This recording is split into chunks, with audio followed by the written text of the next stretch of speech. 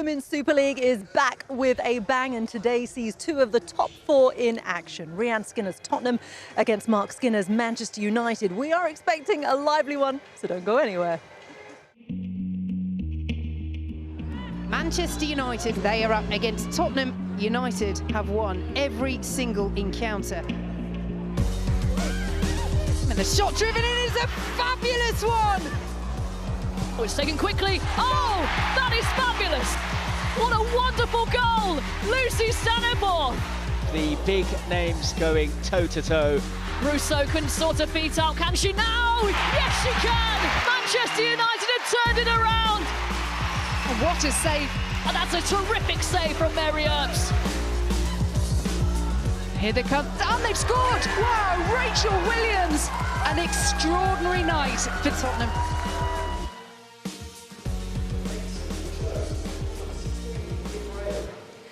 Well, we're looking forward to what should be quite an open match on this surprisingly warm and bright afternoon here at the Hive.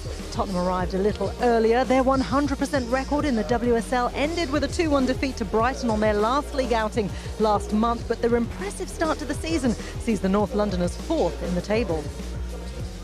Well, we last saw Manchester United in a thrilling 2-2 draw against local rival City. They lie just 2 points behind Tottenham in fifth place. History favours the Red Devils today, having beaten Tottenham in each of their previous 6 encounters in all competitions. It is Tottenham versus Manchester United in the Barclays Women's Super League. Kick-off here at the Hive is in just over 10 minutes' time. And I'm delighted to be joined pitchside here by Rachel Brown-Finnis, the former Everton and England goalkeeper, and Jenna Schillaci, former Tottenham defender who captained the side to not 1, 2, but 3 promotions right into the WSL as well. And I'm going to start with you, Jenna, because Tottenham had such a great start to the season, 4 wins in 5. I suppose the international break may have disrupted that momentum a little bit. Yeah, I mean, they've got off to a flying start, 4 wins, only conceding the 3 goals. They'll be disappointed with the loss to Brighton before the international break, and I think if they had their choice they would have continued through, but I have no doubt they would have taken the break now to review what's gone well, and also the girls that were left behind to work on individual skills, and I have no doubt they'll all be raring to go now and get their league back onto a winning. Yeah, I'm sure United are expected to do the same. Rachel, I suppose for Mark Skinner, like Tottenham, he's trying to close the gap on that top 3 as well. And this, in many ways, is a season-defining month. They've got Spurs today, they've got Arsenal at the end of the month, and in between, they've got a Manchester derby, another one in the League Cup as well. For Mark Skinner, this is crucial, isn't it? Yeah, there are 6 games this month, as you said, 3 in WSL, 3 in the Cup. And some games that he'd be expecting to win, his club will be expecting to win, and it's not been an easy start for him. I don't think they're playing to the best of their abilities, Manchester United. Coming into the season, they will have been expecting to knock on the door of the top 3, as they were top of the league, this time last year.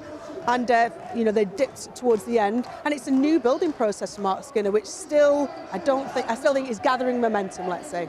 Yeah, and with the international break, I suppose for Tottenham, there's probably fewer internationals out. For Mark Skinner, I suppose he knows how to deal with this, doesn't he? He knows it will affect his preparations, but not too much. He does, and the players do as well. The likes of Ella Toone, who have had the experience of being at the Olympics, regular seasoned internationals. So they will. It's a disruption, but it's not something you can use as an excuse for lack of performance. Indeed. Okay, well, let's hear from both the managers. We'll be hearing from Mark in a moment, but first we're going to start with Rhian Skinner, the Tottenham boss. She's been catching up with Jeanette Quache.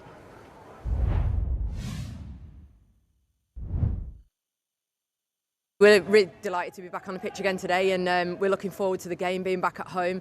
So it obviously proves to be it'll be a great test for us today and a great opportunity to get fans back in the stadium. So we're looking forward to the game. And in terms of team news, we're without Becky Spencer today, unfortunately at this stage, but that won't be a long-term thing, which is really positive. And just picked up a little bit of an injury yesterday to Jiali Tang, so she's not in the squad for us today, unfortunately. But everybody else is ready to go and has done well over the international break.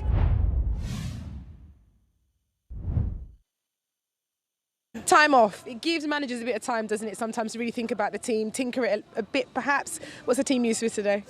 We've brought Hayley Ladd in because we feel that, when Tottenham will probably try and get a little hold in the game, they're at home, it's a lot of energy coming off an international break, so we're going to make sure that we try and control the centre of the field as much as we possibly can. and it allows our players to do the business that they're really good at, which is getting on the ball and playing. So it's just a slight tactical adaptation, but something that we're very well prepared for. And it's the start of a big month for United in terms of the importance. How important is it for you to start off on the right foot today? It really is, but it's really important that we continue to build what we've already started. We have to continue to put the building blocks in place to be the team that we want to be over a sustained period of time. So for us today is another opportunity to put another building block in place and show the qualities of the team that we have. Manchester United fans have made the trip down south for this game, and the fans, I have to say, are in full voice here. We're still expecting more crowds as well, but a really lovely atmosphere here at the Hive. Well, we heard from Mark Skinner there. One of the players his side might have to contend with at some point is Choma Ubogwu. She starts on the bench today, but the Tottenham forward has had a colourful career, let's say. She's been to the States, she's been to Real Madrid, much to the ire of Tottenham fans. She's also been at Arsenal, and Jenna Scalacci caught up with her earlier this week. Choma Ubogwu is coming on. Chi, first season with Spurs, how are you settling in? Settling great. Really enjoyed it, my time with the girls and the coaching staff and this amazing facility, so everything's been wonderful. What was behind your decision to sign for Tottenham? I have a lot of family in London. I was born in London, and when I was playing in Madrid, I was able to come back quite frequently, but I loved what the league was doing, how many players that, you know, are making the top 100 list are playing in this league, the commitment behind the FA to make this league one of the best leagues in the world, and I just wanted to be a part of that. Got off to a flying start. What do you put the good start down to? Yeah, I think the staff and Rhiannon gets a lot of the credit, as well as us girls. I think we work really hard in training. I think everyone works for each other, and I think we enjoy our football. So I think when you have a team that just believes in one another and knows you're going to put in the tackle for one another or go, you know, cover on a run or whatever it may be, you can accomplish great things. How does the WSL compare to the leagues abroad? I think WSL was right up there. I think the quality in the league, I think the competition from the top to bottom is tough. That's something maybe different from other leagues. There might be a little bit of a gap. That's something I love. I love to compete. I want to be a part of a team that loves to compete. Now, a little birdie tells me in your time in the States you also studied media and film, so let's fast forward to maybe retirement. Yeah. Are we going to see you on the big screen? You know, more like behind the scenes stuff, so yeah. I like kind of like editing and things like that. I don't really know what I want to do after football, but it's nice to have some options at least. Yeah, absolutely. Now, what I'm going to say next might upset a few Tottenham fans. So think I know where you're going with this one? You know, don't you? Yeah. Your first professional game in England after returning from the United States was actually for our rivals, Arsenal. Now, not many players have crossed that North London divide, and obviously next week, the big London derby against Arsenal. How are you feeling for that one? Yeah, it's great. Like I said, I love to compete, and there's nothing bigger than the competition of a derby, so I know the girls will be up for it, but all our focus now is on this weekend with Manchester United. Mark was my coach in Orlando, so I have a lot of respect for him and Carl and what they do. But Rhiannon's got a great game plan and great players here, so I back ourselves, yeah. And for you personally, what are your hopes and ambitions with Tottenham this season and beyond? I think for me, whenever I join a team, I want to help what the team wants to accomplish. We're doing really well, and we want to try to, you know, get as high as we can in the finish in the league. And you know, my time with England was so special, and I enjoyed it so much. And I would love to get back with, you know, in the senior squad. Chi, you've been amazing. Thank you for joining us, and good luck for Sunday. Thank you so much.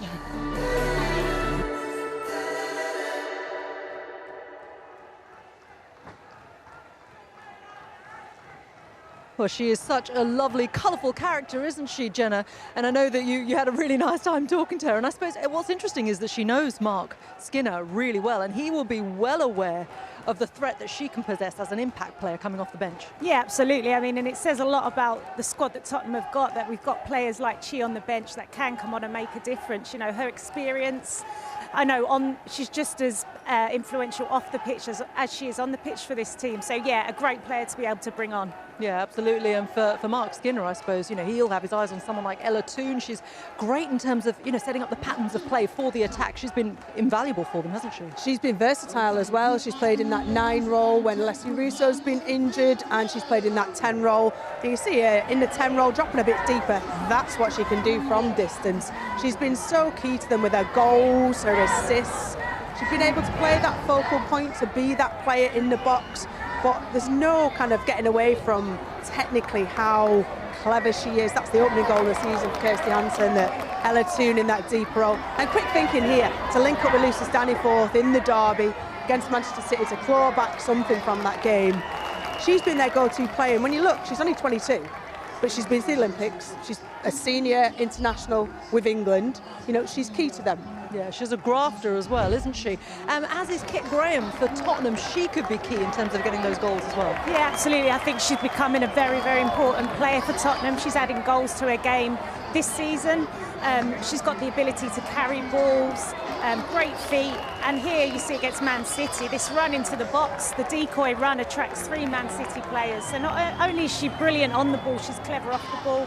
Here we just see her using her strength and calm and composed in front of goal.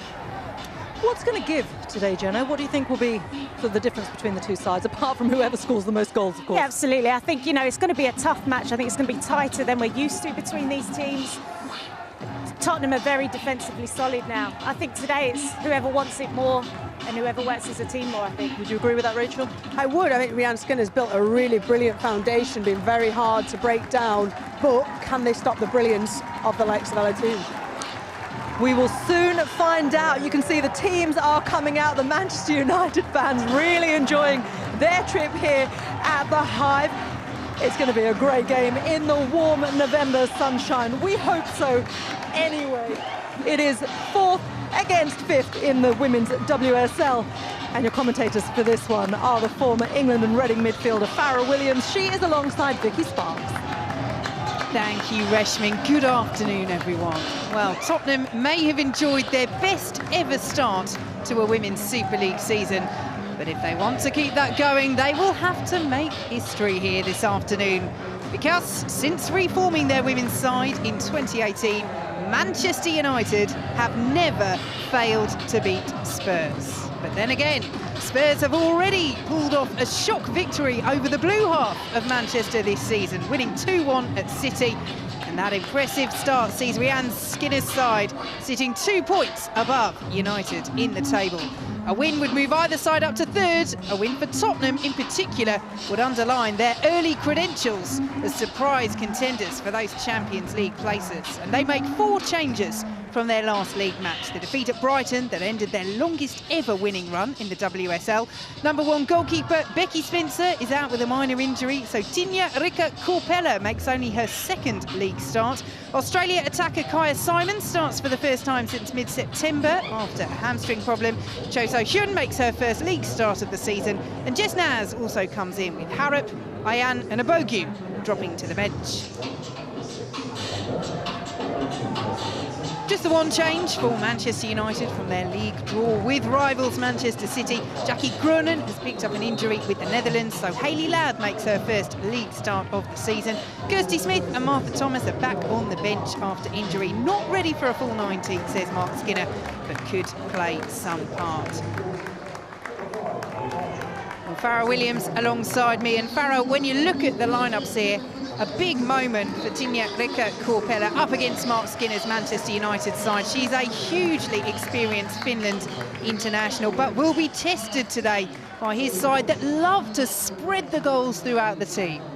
Yeah, it's a big game for her. I think, you know, Becky Spence will be a big miss for this Tottenham team today. I think what she does for them in behind that back four in terms of how she plays with her feet is something that Tottenham might miss. But Korpela is an experienced goalkeeper, as we've spoken about, and she's very experienced in WSL. She had a great season with Everton before signing for Tottenham. So I expect her to be full of confidence and know how to play within this Tottenham team. Well, there is the Manchester United captain, Katie Zellem. They are the favourites here at the Hive, but as we mentioned, Tottenham's strong start to the season and that upset against Manchester City already in the WSL this season gives them hope of pulling off another shock. They did lose heavily to Arsenal, Tottenham, their North London rivals in the FA Cup, but they have players of real quality, and one of them is Kaya Simon, back in the side, the Australia international, over 100 appearances for her country, and a big player for Tottenham. There is Rhiannon Skinner, the Tottenham manager. A win here would be a real statement against a Manchester United side who only missed out on those Champions League places by a point last season. They have real hopes of breaking into the top 3. 6 wins out of 6 for Manchester United against Tottenham since the visitors reformed in 2018. The players take the knee at the start of this match to cheers and applause around us at the Hive. The message against racism still strong. So with Spurs enjoying this excellent start to the season, could this be the day that those record books are rewritten? They have never so much as picked up a point against Manchester United since United reformed in 2018.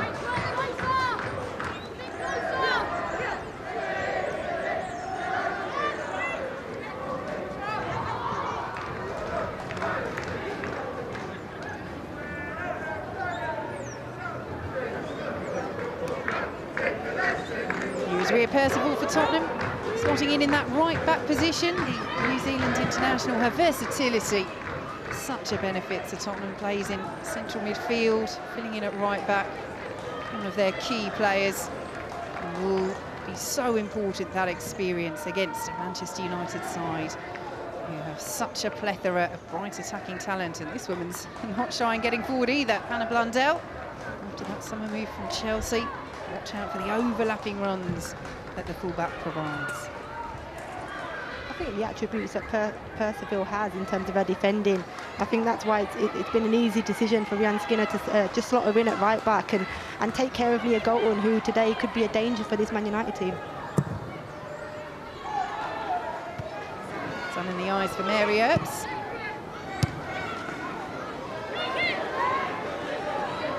Here is Hansen, dispossessed by Naz. Neville gets a foot in, but not enough of one. Hansen once more. Just behind Russo. Ladd. Torres Dottir. Now here is Blundell. Zellem. Bolton can't keep hold of it. Williams back in the side for Tottenham. She played in the last league match, was sent off late on in that defeat at Brighton, so missed the League Cup victory over Charlton. But again, another experienced player Tottenham will hope to draw upon this afternoon, and their top scorer so far this season. 3 goals for Rachel Williams, 2 of those coming in the WSL, including the equaliser at Manchester City, a game that Tottenham eventually went on to win. Rachel Williams is key to this Tottenham team. I think that her attributes in terms of being able to hold the ball up, to allow players like Kit Graham to get around her, Naz off the left, and then Simon, who's somebody that can run in behind. So I think she gives extra dynamic, in terms of what Tottenham can do in their attack. She holds up play so well, and you'll see that in this game. A couple of early touches for Tinja-Rikka Korpela on her 100th cap for Finland last month over the recent international break. As the experience at international level, and as I mentioned earlier, at WSL level as well with Everton.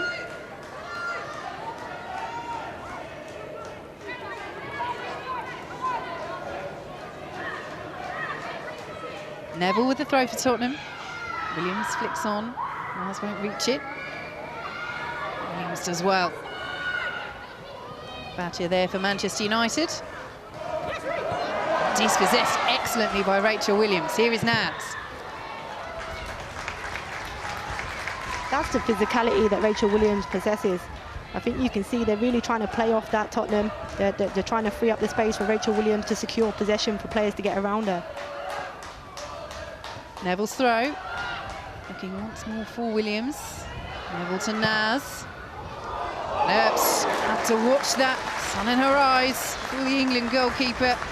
Made sure she wasn't caught out there at a near post. If you was to look at the pitch from where we are, it looks like a beautiful day with the sun, but there's a breeze coming across, and you could see there, if you look at the corner flag, the way that it's swinging, you can see that there is a wind that's coming over us, and obviously Naz there with a shot has tried to catch Mary Earps out on the near post. Alive to the danger.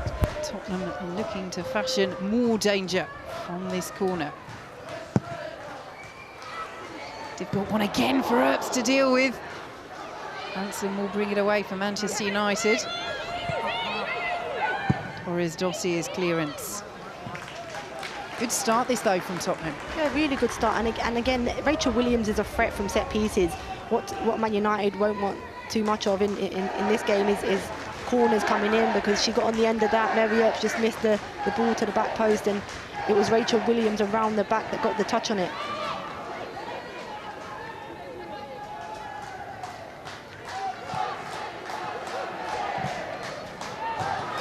Well, blocked by Tottenham. Now it's through the centre.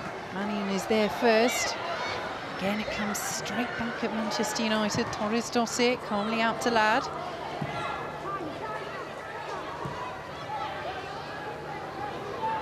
Well, you mentioned Rachel Williams' threat from set pieces. She's a threat outside the box as well. Scored a beautiful opener against Arsenal in the FA Cup. Ended up losing 5-1, Tottenham, but she scores big goals against big sides, Rachel Williams. Graham to Clemeron. Percival racing on the overlap.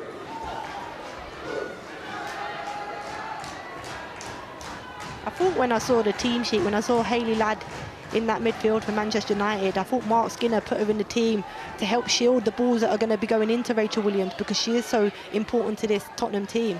But she seems to be a little bit higher than Katie Zellin, which is a little bit strange for me. But maybe as the game develops and the more success Rachel Williams is getting, you might see Hayley Ladd just drop in on the toes of Rachel Williams.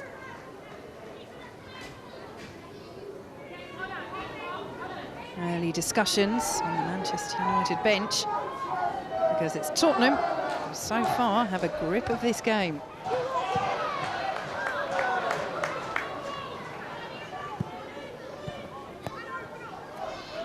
Well, no relation to Rhian Skinner, Mark Skinner, but he was her assistant at Leicester early on in both of their managerial careers. Spent a season there with her. Two managers that know each other well. And two managers that will be hoping to push for the Champions League places this season. That was always a target for Manchester United, particularly this campaign, but Tottenham have had that as their ultimate goal, to bridge the gap to the top three, which has been dominated by Arsenal, Manchester City and Chelsea. The way they've started this season, could that happen earlier than a lot of people suspected?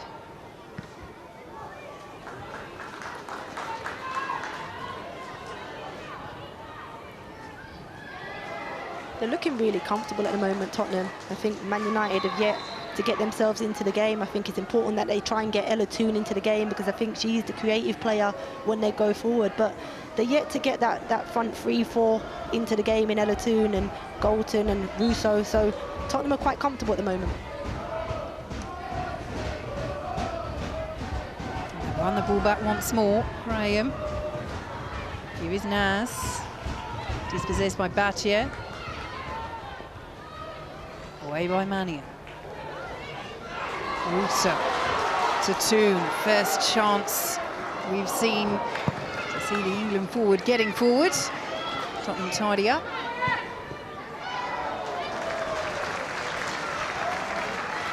I think they're the spaces we'll see Toone start to get into as the game develops. In between the back line and the midfield line, she'll pick up the balls in there and drive at the back four and try and create chances for Manchester United.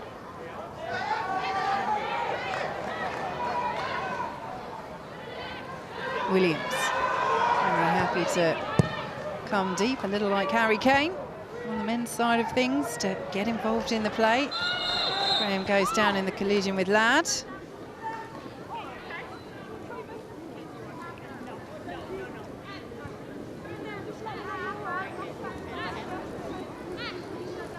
Graham looks in a bit of discomfort there. I think it was a clash of heads between Hayley Ladd. We can see here on the replay. Yep. Hayley Ladd and Kit Graham, heads coming together, and Kit Graham's come off worse. Neither of those players that will back out of an aerial challenge. No, you're too right there.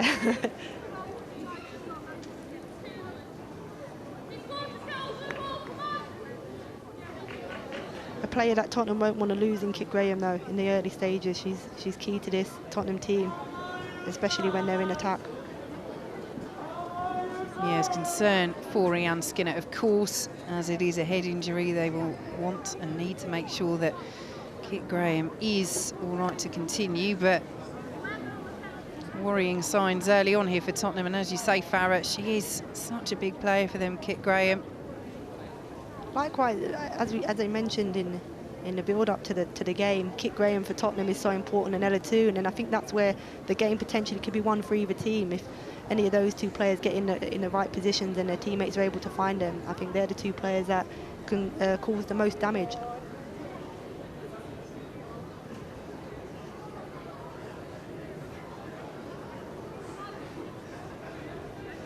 Well, it gives Manchester United a chance to pause and take stock. Hayley Ladd looks as though there are no ill after effects of that clash of heads for her. You'd have thought that Man United players would have took the chance to maybe discuss some of the problems or issues they're having with this Tottenham front four.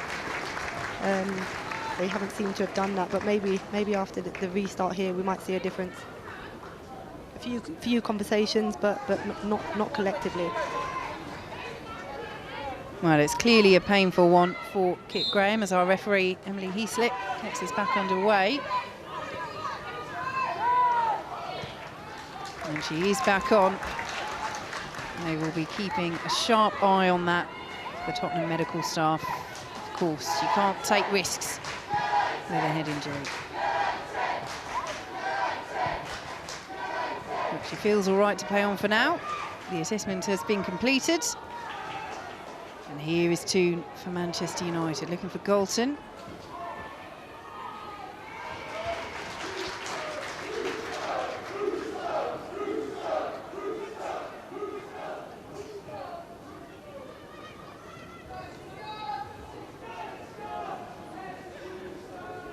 We mentioned Tottenham's very positive start to this season.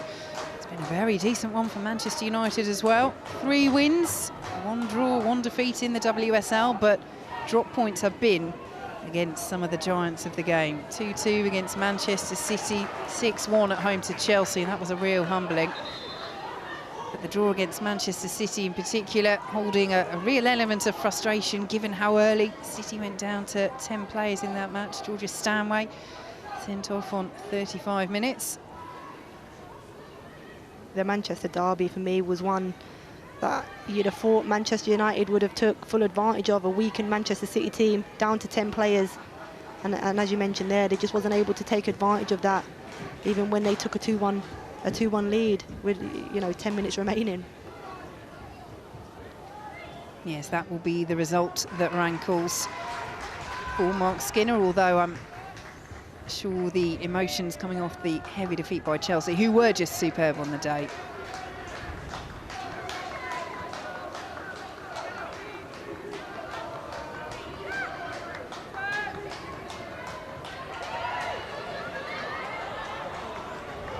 Here is Ladd. Batje. Straightforward enough for Corbella to watch behind.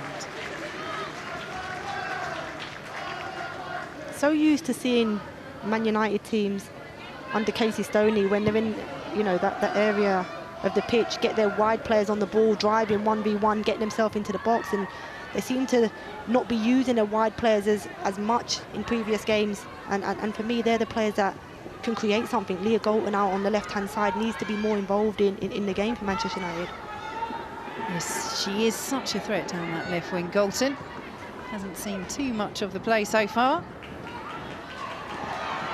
But Manchester United enjoying a spell of possession here. Batje. Nice little 1-2. Good sliding challenge initially by Naz. Here is Graham.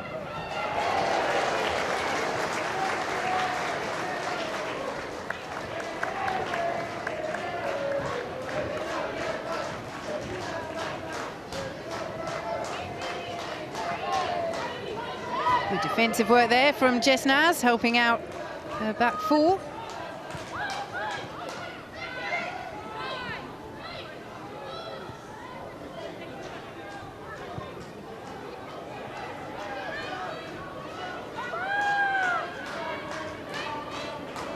Blundell off on a run. Here is Ladd. A little yard of space for Battier to advance into. Closed down quickly by Naz. Hansen picks it up. Battier. Ladd. Zellem.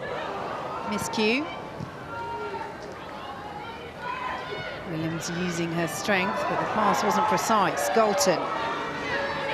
2. Here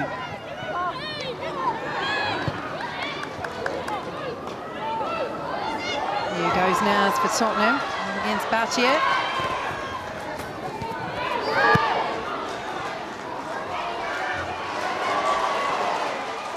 Cho pressured by Ladd, and in the end deemed to have fouled Ladd, the South Korea captain.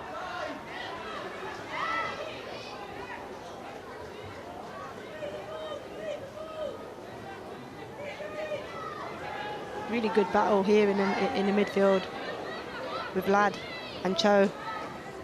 Something that, you know, Ladd will always come out on top. When you get into a physical battle with Hayley Ladd, there's only ever going to be one winner in that midfield area. Zellem's delivery. Over the head of Mannion. Naz away for Tottenham. Hansen, touch just took her wide.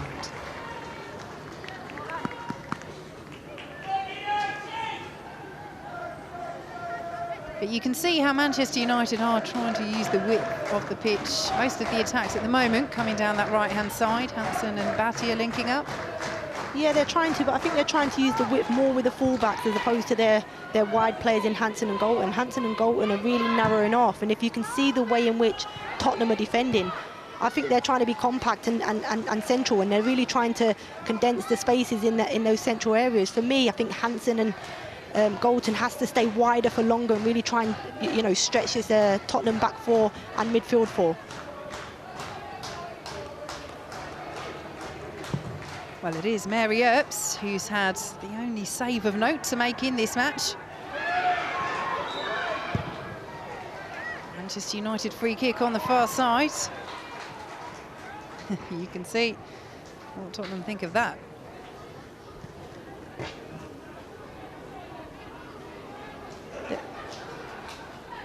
They're a little bit disjointed. When Manchester United play in wide areas, I think that's when they disjoint the Tottenham back four. Trying to catch them out here. Free kick goes Tottenham's way. Nice idea there with Galton. Tottenham wasn't switched on. You know, an early free kick and Manchester United nearly got themselves in. As I mentioned before, when Mary Earps played long and into wide areas, you can see the centre half coming out. Here's the replay from the free kick. A quick free kick taken.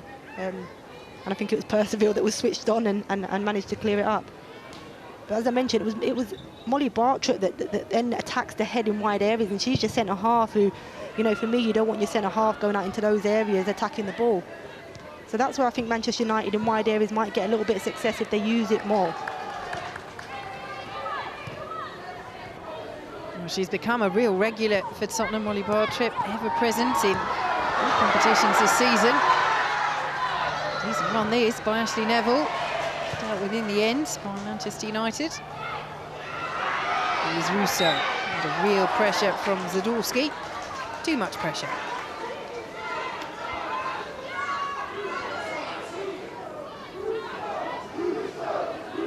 There doesn't seem to be any urgency in this Man United team. No urgency to get the ball down and get the ball back in play and play quickly. They're waiting for Tottenham to reset and reorganise, and then it's hard for them to break this Tottenham team down. Well, defence is something that Tottenham have improved on of late. 4 clean sheets in their last 6 WSL games. That's as many as they kept in their last 32 in the league.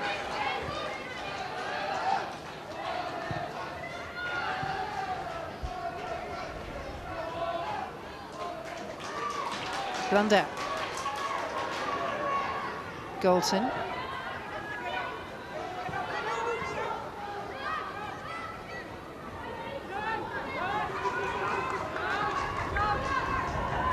Percival tidies up for Tottenham. Straight out of play, though.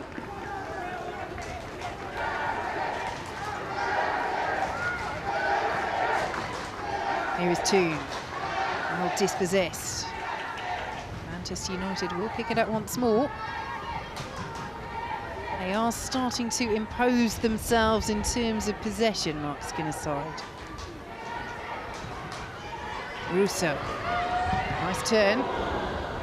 Saw the gap.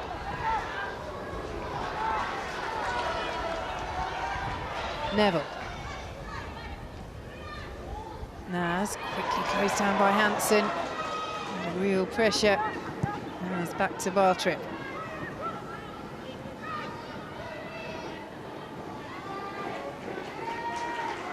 And a little bit scrappy. Manchester United trying to take advantage. Zadorsky was appealing for offside. Korpela comes out. I was going to say lots of transitions from both teams. You know, in possession, a few comfortable passes, and then they turn the ball over, and both teams seem to be doing the same thing. They'll have a few passes of possession, and when they try and play that forward one, there's always a turnover. So there's lots of transitions this last 5 minutes of the game. Now it's Cho So-hyun's turn to go down for Tottenham. I think Cho just blocked a shot from Russo a couple of minutes ago, and I think this might be the repercussions of taking that hit from the ball. Well, second time in this first half we've had to stop play for a potential Tottenham head injury.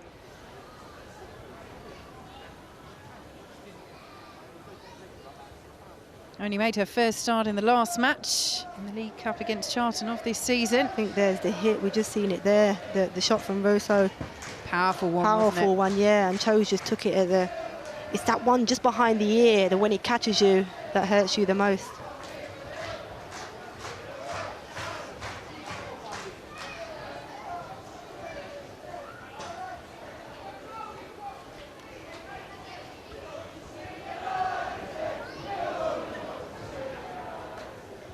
Well, a bright but chilly afternoon. It's one of those where the weather's falling you a little bit into thinking that it's nice. I'm up here in my big coat. But yeah, the pitch looks great. I mean, these are the type of afternoons that you want to be on the pitch.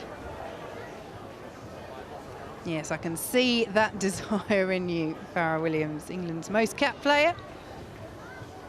And Cho, South Korea's record appearance maker, so in good company here. You can see the differences here in the two teams. You look at the Tottenham team here with Rihanna Skinner on the sideline, giving them information. They're together, they're a unit. You know, that togetherness within their team, and I think you can see that in the performances of the both teams. Man United players, you know, yes, there's some individuals talking to each other, but no real direction, and you can see that in their play. They don't look as if at times they're on the same page in build-up on what they're trying to do. Is there an element perhaps that Mark Skinner feels that they just need to be patient, that they are executing the game plan? I'm trying to work out the game plan from up here. I think with Tottenham it's quite clear. I think you can see that they're trying to be narrow and neglect anything centrally from Manchester United. And even in transition, on one side they'll stay narrow, on the opposite side they'll try and give some width, and Rachel Williams will come off of the centre halves and try and pick up the ball. But for Man United, at the moment, I think they're slow in possession, slow in their build-up and transitions. I think they need to get a little bit of urgency in them if they're going to, you know, get anything out of this game. So Cho over there on the far side of the pitch, waiting to come back on. She is now. And again, another heavy collision. I think that was an accidental one. You could see Leah Golden as she's running back, has slipped before she's made any challenge. So it was more accidental, and you see there Simon could see that as well. Oh, she is another one, Kaya Simon, who's really struggled with injury during her career. I mean, the list is virtually endless. Broken leg, shoulder problems, ankle problems, ACL. Such a talented player still. Mannion heads clear. Snapshot, deflection in the end. Took the sting out of it. Easy for Earps. It is, but it's just a long ball into the box from Molly Bartrett. One Tottenham player in the box who manages to win the header against 3 Manchester United centre-half. So Manchester United will be disappointed.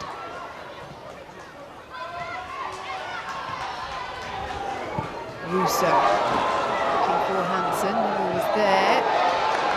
Just about deals with it. Really good play there from Manchester United. With Russo coming into the pocket and the run from Hansen on the outside and tried to slip the ball in. Good defending from Neville though to intercept it. Now they have a corner to defend. Yes, the corner flag, not Tottenham's friend there. Set piece, Manchester United.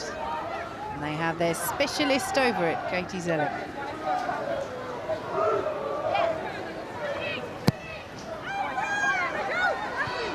Flicked away by Neville. Mannion. Two, looping high. Offside flag up against Galton. Really good defending there from Neville at the back post, making the first contact and then trying to get out to the ball. It was a hopeful ball, but put back in there by Yellowtoon. It just comes out to her under no real pressure and just loops one back in, and Leah Galton's in an offside position. Is that perhaps an example of the coordination and intensity, I suppose, that you want to see more of from Manchester United? I mean, it would have just taken a step and a half for Galton to get back inside there. Simon can't control that for Tottenham. Yeah, I think so, but also with Ella Toon, I think, you know, normally she's a player we've spoken about and said how creative she is in those areas. You know, with time and space you don't want to give her, and she had time to bring the ball down from the clearance from Neville and chose to just hit it back in. So it may be a communication thing with these Man United players, or it could be a confidence. They're giving the ball away. Simon dispossessed by Toon. Picked up once more though. Took two players to stop her, Simon. Cleared away by Manchester United.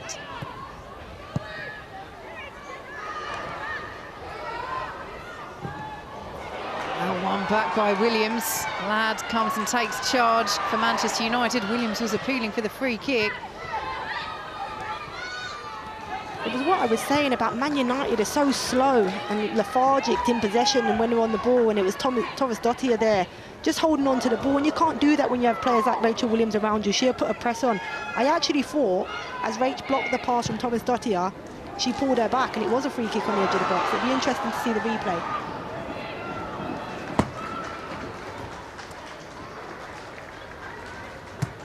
She's applauding the effort, Rachel Williams. Certainly the right idea.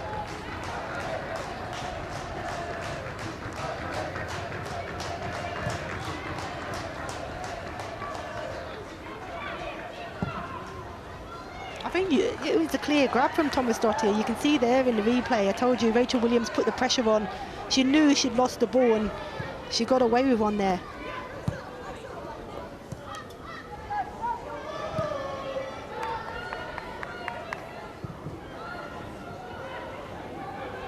Landau. Galton coming deep. There is a real organisation about Tottenham in the way that Rianne Skinner has them shaped up. You can see here, this is a clearer picture of Tottenham when they defend in a 4-4-2, really compact, finding it, and I think Manchester United are finding it really hard to find players in between those lines. It's a really compact, you know, two banks of four from Tottenham here.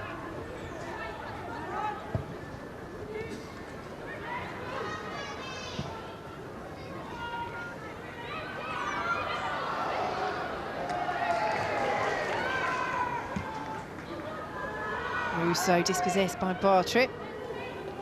Clemeron will let it run. And they look in control, Tottenham. Yes, they're having to defend in terms of the possession that Manchester United are having, but there is a calmness to their play. They're in control of it. They're in control when they're in possession. They look comfortable. They look like they have a clear, you know, identity or game plan, you know, going into Rachel Williams and playing off of her. But also when they lose the ball, they know to get back into a shape and make it hard for Man United to play through. So they're in control when they're in possession and out of possession. Here's the shot from Kit Graham a little bit earlier. I think, yes, it hit Katie Zellam's hand, but I think, you know, too close to call that for a penalty, in my opinion.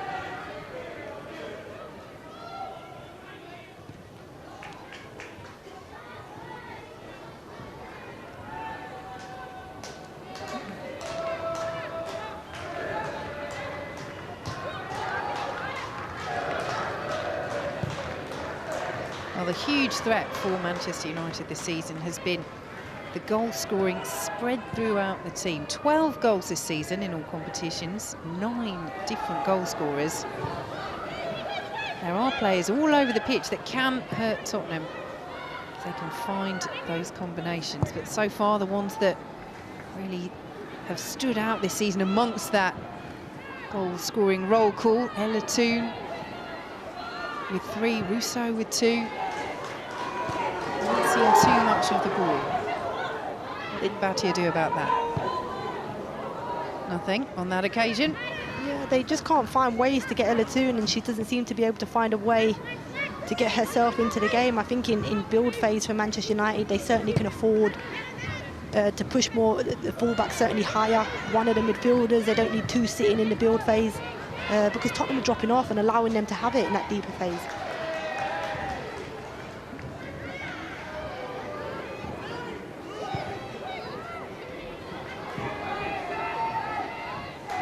Here comes Tottenham once more.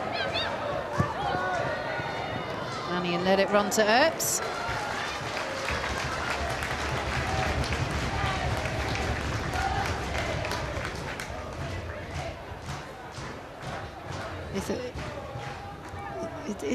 It's a pacey ball in from Simon. Not a great ball. I think it just needed to come outside the 6-yard box and answer more questions than Mary Earps.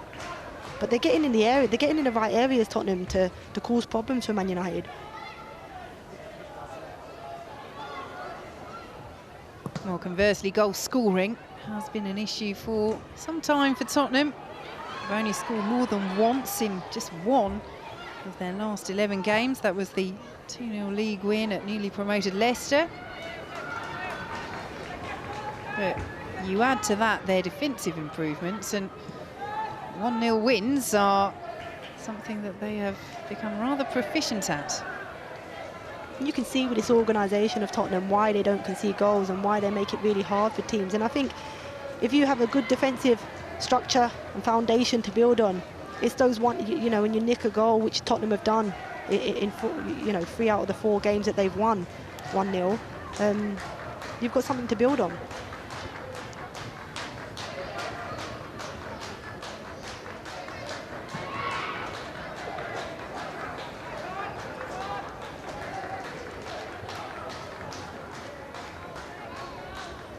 Well, her side in action again on the BBC. BBC One next Saturday, 1:15. The second North London derby of the season. Tottenham against Arsenal, having met in last season's FA Cup quarter-finals, which are being completed this season. All rather complicated. Do join us next week.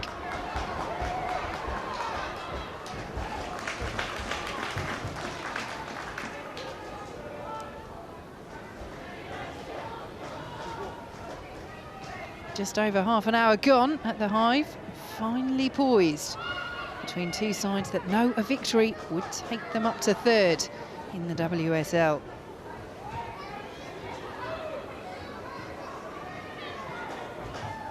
Clemmer on there ahead of Zellum.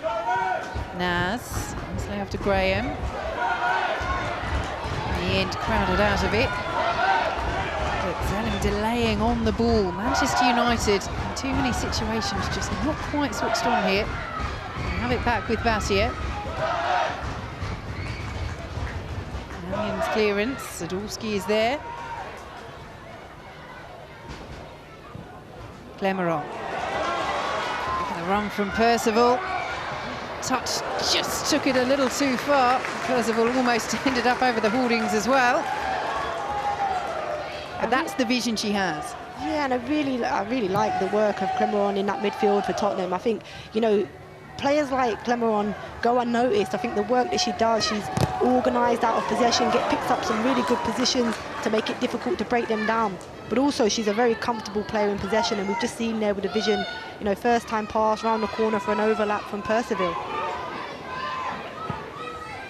Well, she joined them this summer, Maeva Clemeron, after leaving Everton, and that was something that Rianne Skinner picked out when the France midfielder signed, the tactical understanding of how to link the back four to the midfield, giving that balance. And as you see, she has the vision offensively as well to spring players in behind. Bartrip does very well there to prevent the corner. Tottenham completely at it this afternoon. Yeah, they're really on it, and look, as I mentioned, because they're so organised, they're able to read things a little bit easier. They're already in a set position to be able to defend it, whereas on the flip side, Manchester United aren't. And you know, I think they're a little bit disjointed. And you know, for me, having watched United in the last 3 seasons, it's a completely different Manchester United team, and it's probably taking Mark Skinner a little bit of time to really, you know, stamp down his philosophy in this team. And you can see that they're disjointed at the moment. It's going to take him time. He come really late in pre-season, so hasn't had much time to work with his team, and you can see that in the performances.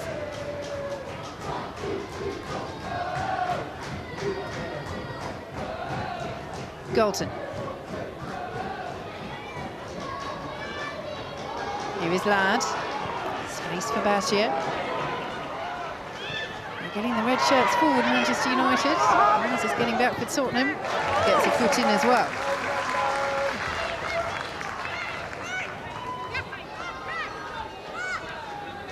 Russo. And against Zadorsky. Good save by Corpella. And the deflection, a vital one from Leah Galton's follow-up.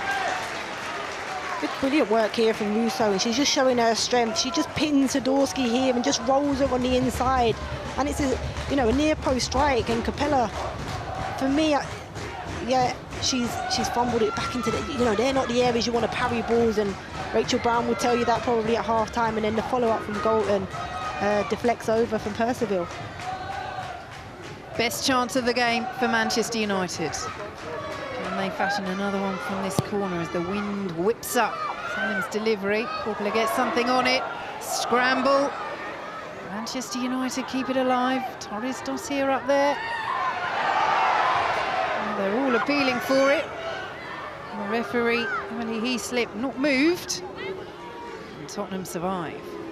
On 2 occasions there, Capella, for me, could have done a little bit better in terms of the areas that she's, you know, she's parried the ball. One before the corner, and this is the penalty shout here.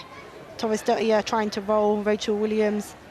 For me, it's no penalty. If anything, it's a foul on Rachel Williams. Torres Dossier has wrestled her to the floor. No penalty. Look, she's got her shirt. She's nearly taking it off, and Rachel Williams is wrestled to the ground. Well, she's got her arms around Torres Dossier, hasn't she, Williams? But making sure not to make too much contact. 6 of 1, half a dozen. Certainly how the referee saw it.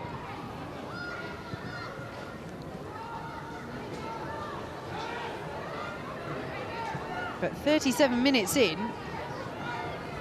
and 2 occasions, the first 2 occasions in which Corpella has been called into action. Simon.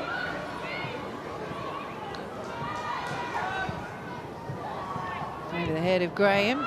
Archer with the header. Naz wins it for Tottenham. Might as well try from there. You might as well. I'd like to have seen Simon. She got the better of the fullback, Hannah Blundell, on that right-hand side, and I'd like to have seen her drive with the ball a little bit more. She took the easy option and put a ball into the box. It was clear to Naz, look, if it falls to you on the edge of the box, you're going to ask your players, especially your front three, to take shots, and it always looked as if it was going up and over, and Mary Earps just made sure of that by coming across to the near post. Well, she has scored once this season for Tottenham, Jess Naz. It was the late winner against Reading here.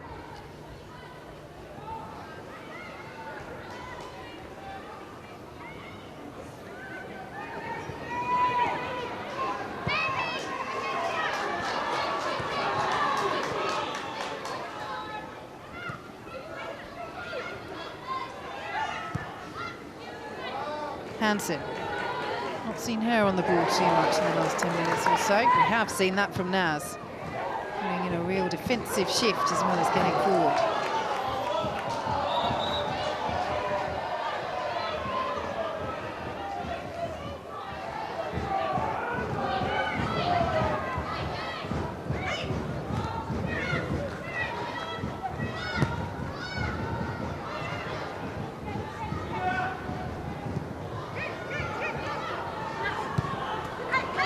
Badger. Hansen. Did well to get a foot in. Naz. Just in front of Graham. But again, Tottenham with the press, forcing Manchester United all the way back to Mary Earps.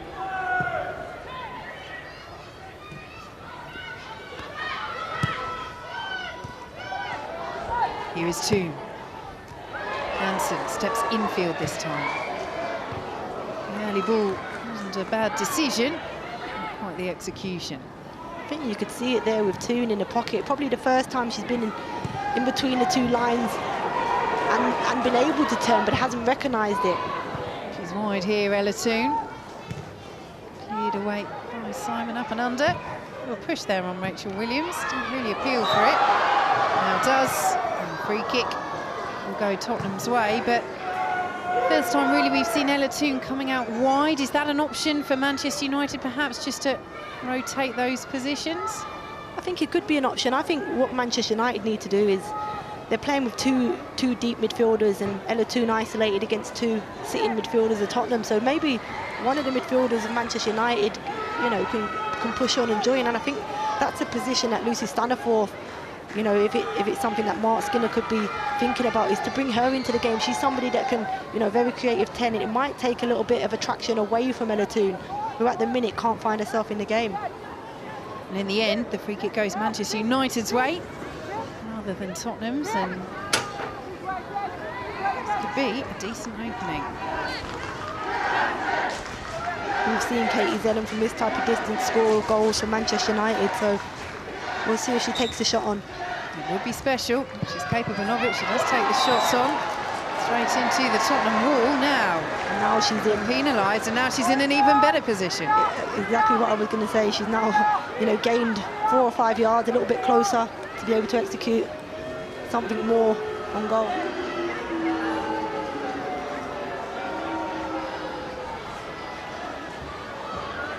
Well, Neville penalised for the handball.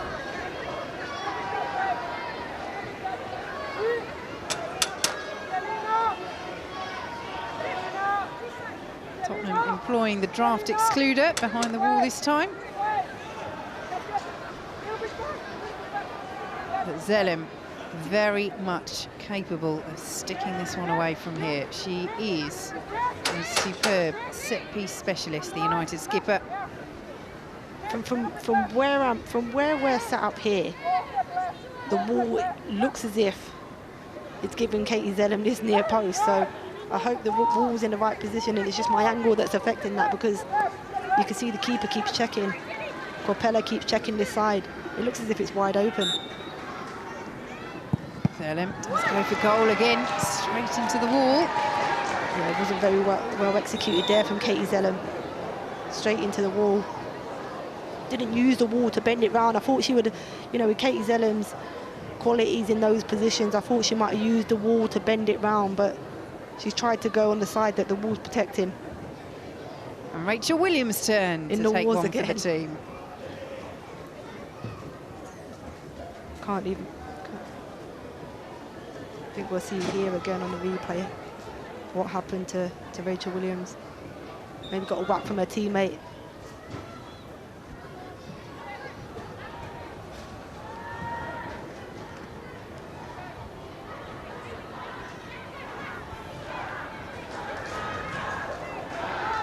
Bartrip under pressure from Hansen. Space now for Tottenham to counter. Williams. The white shirts arriving. Williams forced backwards well. Good defending by Blundell. Williams trying to escape the attentions. This is where Williams is so strong on the ball. They've had to double up on her. Manchester United managed to come out with it. Forward by Cho. Simon will chase. To no avail.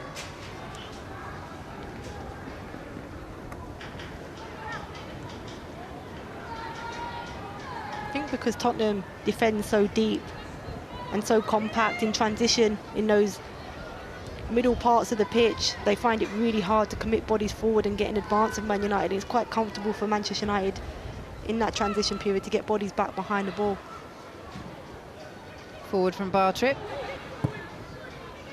Mannion away for Manchester United. Bartrip there for Tottenham. Almost hit the roof there.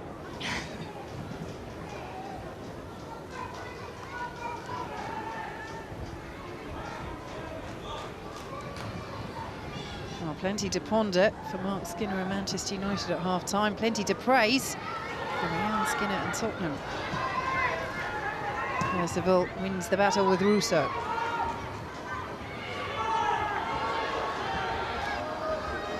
Batia. As across again, quickly, foot in, free kick. Just a heavy touch there from Batia. Naz gets a touch and yeah, she's fully committed to it. I mean, there could be a booking. You can see here Naz gets the touch. Yeah, she's just clipped her. 5 minutes of added time at the end of this first half due to those stoppages for treatment for Kit Graham and Cho So-hyun of Tottenham.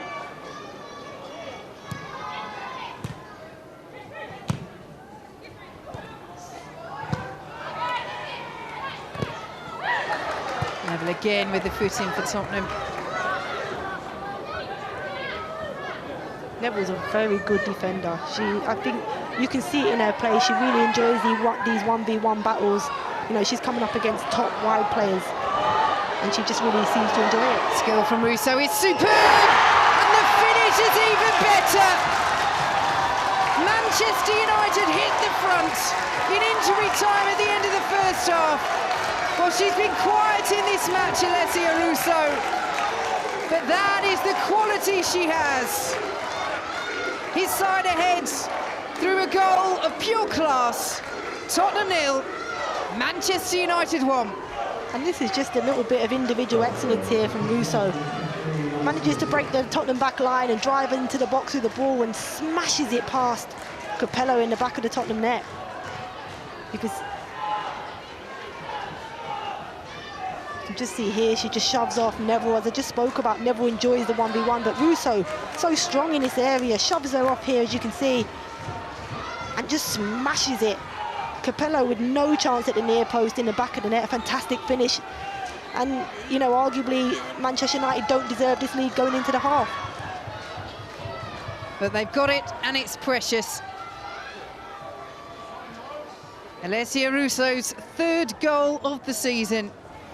And she scores big ones. Netted against Chelsea, netted against City, and now gives Manchester United the breakthrough against Tottenham.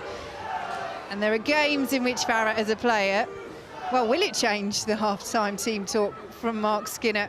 It might put a different complexion on it, but still the things I want them to work on. They have defensive work to do here with Naz, and they do it well. Tottenham come forward again. Cho. Williams. Simon taking on Blundell. Williams is there, wins the header. Torres Dottier away. Miscue from Galton. Tottenham's turn to build a bit of momentum in the dying stages of this first half. Clearly the game needed a goal in order to get this, and it's been, you know, since the goal, Tottenham have had 2 attacks at goal since that. But going back to your point about Mark Skinner and if it changes the half-time team talk, I don't think it changes much. I think, you know, they would have gone in at 0-0 anyway. I think in terms of what they have to change at half-time will still be, you know, it'll still be the same. Maybe Tottenham now, they're a goal behind. You can see here the header back from Rachel Williams. Wasn't on goal, but Torres Dottier had to deal with it and get it cleared, and she does that well.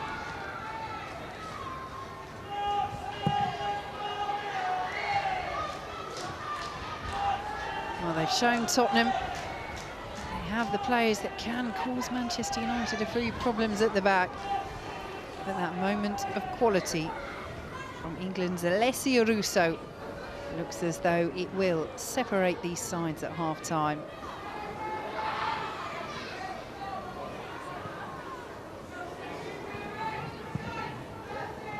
Russo is a player with so much potential. She's had, you know, a few injuries, but she's certainly a player that I've been really excited to see get going in this WSL, and certainly if she could start hit the ground running with Manchester United, her chances for England and the Euros in the summer, you know, she gives herself a big chance. Torres Dottier away for Manchester United. Yes, such competition for the England squad for that home Euros next summer, which you will be able to watch exclusively on the BBC.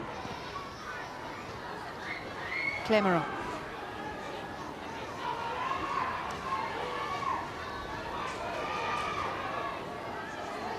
Well kept in by the France midfielder. Here is Simon. Space for Neville. Is there time for one last attack? The answer is no. Ashley Neville boots the ball away with what might be more than a hint of frustration, because after, in the vast majority of the half, an excellent half for Tottenham, it's a moment of quality from Alessia Russo that gives Manchester United the lead at half-time. Farrah Williams. You can still see the frustration as from Neville as she's walking off the pitch. I think she's defended so well down this left-hand side for Tottenham, and she'd be kicking herself. You know, she got shoved off the ball too easily from Russo inside the box, and manages to score a fantastic goal. And we go in, you know, Manchester United go in a goal to the good at half-time. So on track, Manchester United, to keep up their 100% record against Tottenham.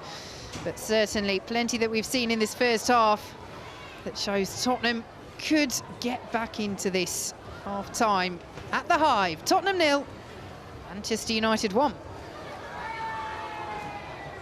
Vicky Sparks and Farrah Williams, thank you very much indeed. Yeah, at half-time, it is Rhiannon Skinner with all the things to ponder. I mean, Rachel, it was really a dominating performance from them, but for that, as Vicky described it, moment of magic from United. It was, I think, tactically, Spurs got it spot on. They really limited Manchester United in the opportunities, certainly the way they were really hard to break down, last-ditch defending, but the screening in front for Spurs has been really effective to keep Manchester United at bay. Yeah, I absolutely agree. I think in that midfield area, Tottenham are winning everything in the air. They're doubling up in their midfield areas and forcing Manchester United wide. I think, you know, apart from a fantastic strike, that Russo has been the difference. Yeah, and she has. And let's take a look at her goal, because it really was a moment of brilliance. A brilliantly taken goal. Yeah, and it needed something to break the mould, because United have been trying to play out the back. But you see Alessia Russo, we know her pace and her strength. She just gets in her stride and absolutely smashes this. You get beaten at the near post of the goalkeeper, you're always going to have a little look at it and question, could you have been a bit further down the line? Could you have stood up a bit bigger? But take nothing away from Alessia Russo. She sees an opportunity there and she absolutely smashes it home. It needed that. A broken tackle from Ashley Neville, who's been outstanding in this first half. But if I'm Coppella in goal there, I think I possibly could have done better. Yeah, okay. But the finish, as you said, take nothing away from the finish. And she did have a chance previously, a really good one as well. Yes, she did. Again, you know, causing trouble along the back line. She got a great strike off. I think it was a great save. Capella, I'm not sure she had a lot of time to know about it, but yeah, she's parried it out. One, isn't it? Yeah, that was the Mary Earps one initially. This is Spurs who were creating something. She watched it really well. At that near post, I think it would have been creeping in. Tell you what, we're sat at this end with the sunshine in our eyes. Mary certainly had to be aware of that, and she did well to watch it right to the end. Yeah, and I suppose for United, the tactic coming into this one was how they always play. They like to build from the back, and in some cases it worked, in some cases it didn't. Yeah, in some cases it was very effective, and in some cases Manchester United were very lucky, I have to say. We know why you do that. You want to maintain possession of the ball, build through the third, see here Mary Earps playing it into Hayley Ladd, spreading it out wide, and Ona Badge has been excellent. See move in the midfield third, and within 3 touches you're in the final third. And that is why Manchester United and why teams do play out the back. But there was an instance, I mean, there's been lack of time that Ella Toon has been able to get on the ball. That's not because of playing out the back, it has been effective. But, I think Tottenham have countered that really, really well in what they've done. The times when it has been a problem for United is when the front three of Spurs, Rach Williams, Jessica Naz and Kit Graham, have dropped onto their back four and made it really hard for them. And Torres-Dottir, if we don't see that clip, is a very lucky lady. She is a very lucky lady. And I've got to say, Spurs made it very difficult in midfield as well, because that's where they were doubling up, forcing United to play out wide. Yeah, absolutely. They're so organised, out of possession, and you can see that's why they're so hard to beat, and that's why they're sitting where they are in the league at the minute. I think Cho, and Clemeron, they've been fantastic. They've been winning aerially everything. They're not giving the Manchester United midfield any time on the ball, and they're really struggling to break them down centrally. Yeah, okay, well, Russo did have the best chance of the game previously to that. So what will both managers be thinking going into this second half then? I think we're about to see the Russo's strength there in the save from Coppola. When it's that point blank Coppola as a goalkeeper, you can't decide where you're going to parry. You can't make a conscious decision. She does really well to stand up big, make that save. It does drop in a dangerous area, and it's a fantastic block. I think it's from Rhea Percival to deflect that over the bar and really keep her side in it. And that's what we're talking about, the last-ditch defending. Midfield have done excellent for Spurs, but the last-ditch defending as well. Rhian Skinner will be very pleased. And what she's saying at half-time, more of that. We want more of that. That discipline has been excellent. Discipline from the front three as well. I don't think he'll be in the mix to come on at half-time. Yeah, I mean, the Tottenham crowd getting entertained by someone, I believe, from the team. I mean, look, if anyone's out there doing tricks, why not? It's entertaining on a Sunday afternoon. The sun's out. Why not get as much in as possible? Lovely to see the crowd's back as well. I don't know who he is. We're going to find out who this guy is at some point in the game. But you know what? Why not? Take it while you can. And I suppose Rhian Skinner will be looking for not quite skills like that, but she'll be looking for more hunger from that Tottenham side. I mean, they've put in a great display at the moment, but how do they then get that goal? Is it just luck? Is it chance? Are they doing everything right, Jenna? Yeah, I don't think there's any time to panic just yet. 45 minutes to go. I think when they are pressing with that intensity, they're looking dangerous, and I do think if they carry on like that, they will make mistakes. The Man United backline will make mistakes, and it's just them punishing them and being clinical in front of goal. And that is what it boils down to, isn't it? As we saw with Russo being clinical. Okay, well, the WSL action actually kicked off on Saturday, and it started with Aston Villa hosting champions Chelsea. If you haven't seen the highlights, we've got them for you, and your commentator for this one is Dan Roebuck. And it's on the left-hand side. Eriksen's touch. This is G once again. Just trying to play through the lines. Aston Villa just beginning to push up a little more. Highish line on that occasion. That's always going to be dangerous. This is Eriksen. Now it's with G once again. Clip towards Fleming over the top. She might be in here. Still going forward. That's a wonderful goal. Well, just when you felt that Aston Villa might be able to keep Chelsea out, she gambled, really. She wondered if Ndao or Asante would get there. Turned, and that's a really neat finish beyond Hampton.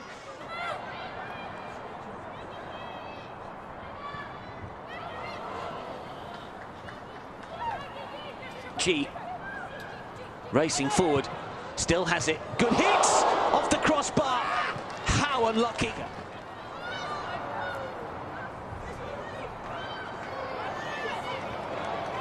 Cuthbert is wanting back here, and the shot from England is saved by Hampton from close range. Well, either side, that's a goal. She's so close in here, England, that surely Hampton could not have reacted. But on this occasion, good footwork and just pushes it away for a corner. So, left of Eriksen, right of G. It is G. Oh. Just over 10 minutes remaining.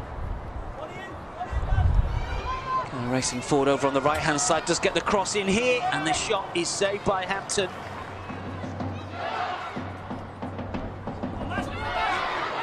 To the edge of the area here. Oh. Well, the shot over the crossbar from Pacheco. Couldn't keep it down. Might be the last act of a game that's been difficult for Chelsea. Flick to the edge of the 6-yard box and then back towards Pacheco. Once again, it comes in. Berger will push away. It was drifting in. She had to readjust her feet. Still not completely dead yet. Villa try to get the cross in for a third time. In it comes. Fair delivery. Flicked away. And then Anderson will hoist it to the halfway line. And the panic is over for Chelsea. And a hard-fought win here. Fleming's goal midway through the first half. Brilliantly taken. It's finished here. Aston Villa 0. Chelsea 1. Okay, so Chelsea began the weekend with a victory, and so did Brighton, although it wasn't the best start for Everton's new manager, Jean-Luc Vasseur. Danielle Carter assisting Aileen Whelan on 61 minutes. Brighton move up to third with 4 wins in 6. Everton have 4 defeats in 6. Okay, so confirmation of the latest results and fixtures of the weekend's WSL matches. As we saw there, it finished Aston Villa 0, Chelsea 1, which takes them level with Arsenal at the top of the table. Everton, of course, lost to Brighton by 1-0. Here at the Hive, it is Tottenham 0, Manchester United 1, and there are 2 2:00 kickoffs this afternoon as Birmingham City face Reading and Manchester City travel to bottom side Leicester. And there is a late match on Sunday, and it is a London derby. League leaders Arsenal taking on West Ham. So defeat for Jean-Luc Pasteur in his first game in charge of Everton. I suppose, look, when he walked into the dressing room at Lyon, he took over from a team of winners, champions. It's a different proposition for this Everton side, who are looking to break into that top 3 here. How big is the job for him, and how equipped is he to do it? Well, it's big as in it's a very different demographic, what the makeup is of the dressing room. It's big because he's still got players who Willie Kirk signed, 11 of them in the summer, who they're trying to integrate and find the best way of playing. But it's a great pedigree of a name. You know, he'll have standards that, you know, the girls in the dressing room will not have ever kind of, not dreamt of, but have not been kind of held accountable for. And I think that's what this current crop of Everton players need. They need someone to come in and galvanise them, someone to come in and give them a real sense of what is expected of them. Is it a mentality change then? I wouldn't say it's a change. I think it's just an up. It's a boost. It's okay, right, well, this is what's required, because Jean-Luc Pasteur was certainly worked with some of the world's best players, and he wants to win. He wouldn't have been at Lyon and stayed at Lyon if he hadn't have had those expectations. Yeah, indeed. Okay, so exciting times at Everton. Elsewhere, you'll be well aware that the COP26 summit is currently taking place. The environment and sustainability really at the top of the agenda in the world, but also in football. Now, the Premier League side Tottenham Hotspur have been voted one of the best in the league for that. And earlier in the week, Flo Lloyd-Hughes went to find out more.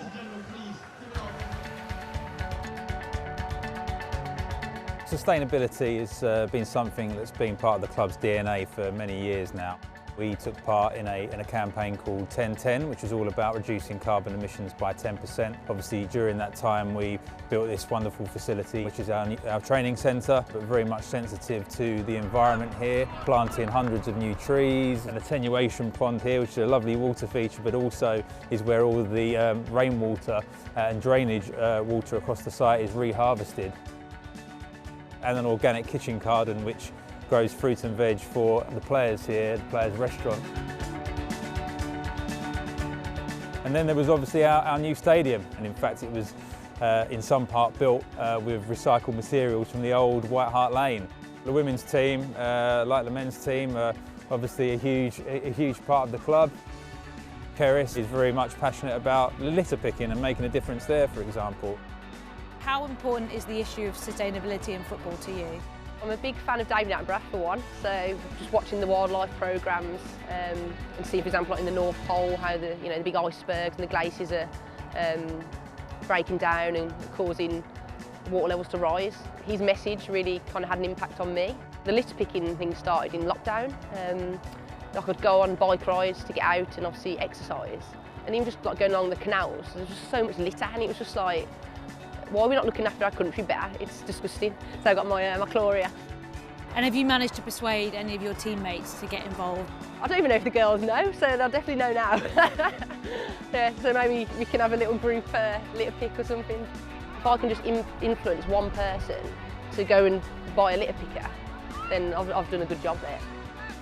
In the last year, our players now drink water out of cartons as opposed to single-use plastic bottles across both the men's and women's team. It's about making those messages as simple as possible and using our voice and our platform as a football club to be able to promote those positive behaviours. You touched on the impact it can have on grassroots football. 62,000 games last year were cancelled at grassroots football because of climate change. What would you say to someone who's trying to be a bit more educated or find out more about the topic? If you can have one small change to what you do, even if it's something like just going out and buying a litter picker, you don't understand how much of an influence that can have on other people, and it can have a real positive impact.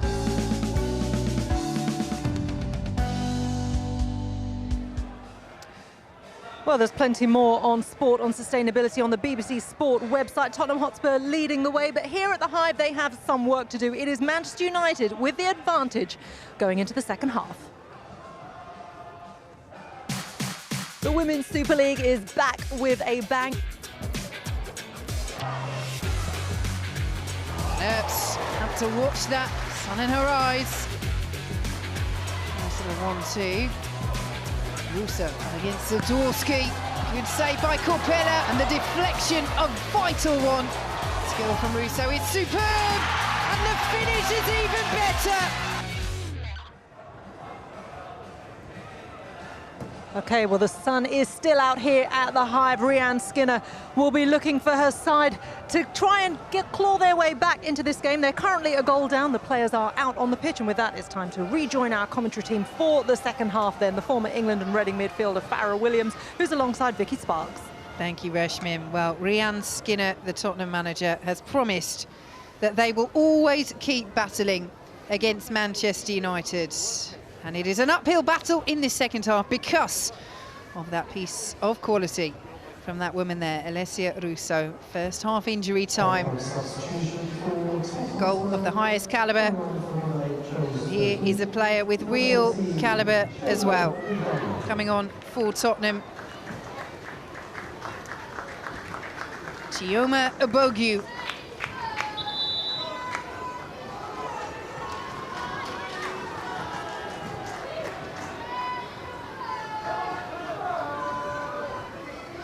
So a player to add something in this second half for Tottenham, Farrah Williams. A second half in which Tottenham will take a huge amount of encouragement from their first half performance. What will Chioma Abogu bring to this side?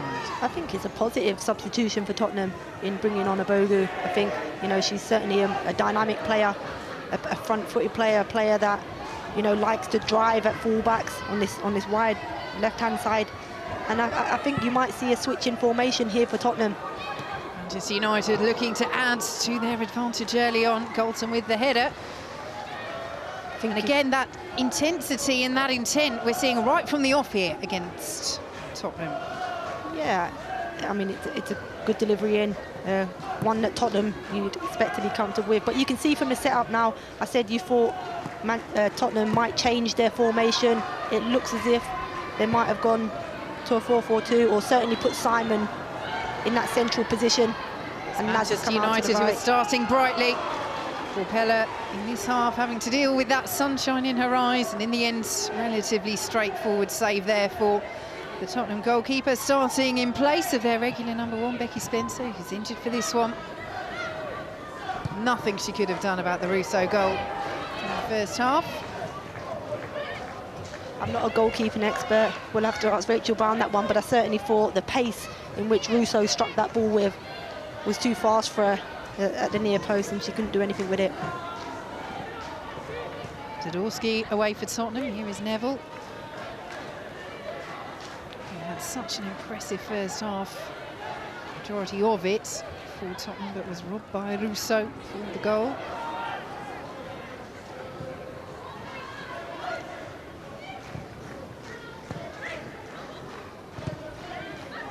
Clemeron. Zadorsky looking for Abogu. Can't quite bring it under her spell. Confirmation of that replacement, replacing Cho So-hyun, who took a little bit of a knock towards the end of the first half, the South Korea captain. So Abogu arrived this summer after leaving the Spanish runners-up Real Madrid. Former Arsenal player as well.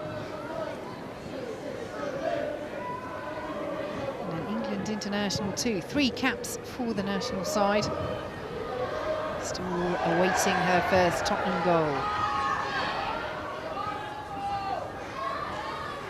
And Tottenham need a goal to get back into this one. They have only scored once in their last 4 Women's Super League meetings with Manchester United. The only 4 top flight meetings in their history since Manchester United reformed, as Manchester United win a free kick. Abogu. Dispossessed by Battier. Zelen forward. Nice turn from Toon. She'll go for it as well. And that's the third effort inside the opening 3 minutes of this second half that Manchester United have had. I think that might have been one of the components of Mark Skinner's half-time team talk. Have a shot, test Corpella, because that's what they didn't do in the first half. I just think they needed to play with more urgency, play passes in transition forward more often than not. I think in the first half, every transition, they'd pass backwards to settle their first pass, but then allowed Tottenham to reorganise. I think now we're seeing passes in transition going forward. Simon goes for goal. Wasn't too far over. Rachel Williams is applauding, but Williams, it was in space in the penalty area. Possibly an option there for Simon rather than going for the glory. I think it's a bit ambitious from Simon from distance there. Mary Earp's seen it over. But as I said, the change in personnel has seen Simon go more central now, so we'll probably see a link up between Rachel Williams and Simon more centrally.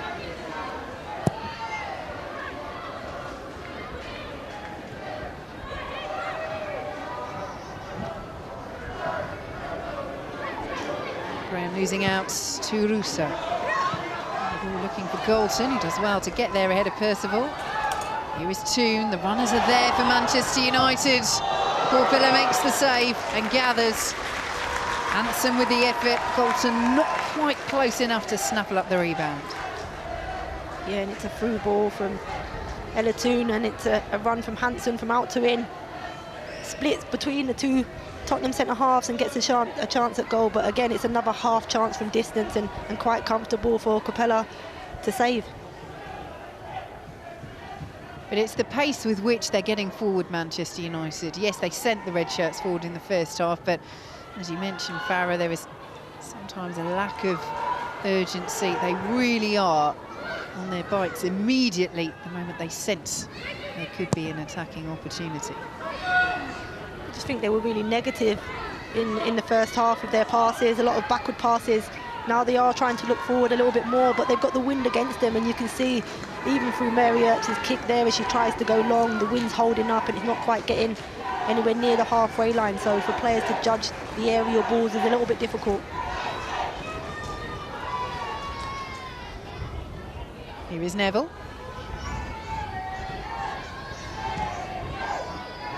Williams, lovely turn away from Torres Dottir. Real scrap for the ball there, Hayley Lads, and decision goes Tottenham's way. Clemeron. Tottenham certainly with urgency of their own.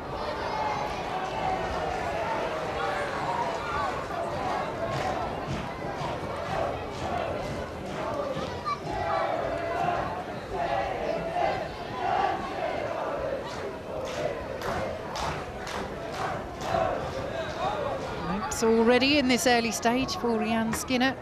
What would she have said to her players at half-time, given their overall performance undone by the latest of late goals from Russo? I think she would have asked for much of the same in defensive transition. I think her team reorganised and reshaped really well in the first half and made it difficult for Man United.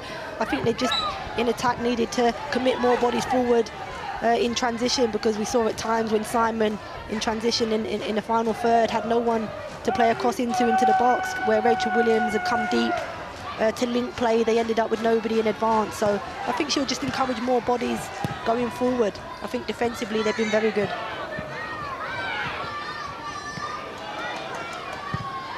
Toon forward for Manchester United. Hanson will chase. Yes, notable again, Kirsty Hanson really cutting into that central position, just giving an extra body for Russo to work with. The problem is when Hanson's come in so narrow to link with Russo from the opposite side, if the ball isn't given to one of them and the keeper collects it, it's a big arch for her to then try and recover that and you know, chase Neville, the fullback, out.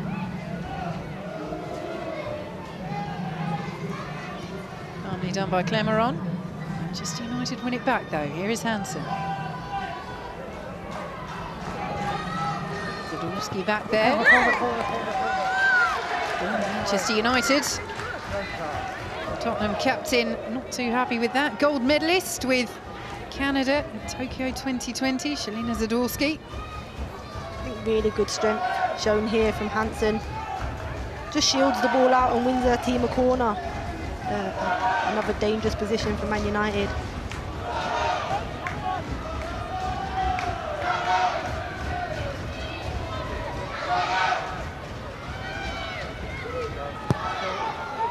Taken short to Batia.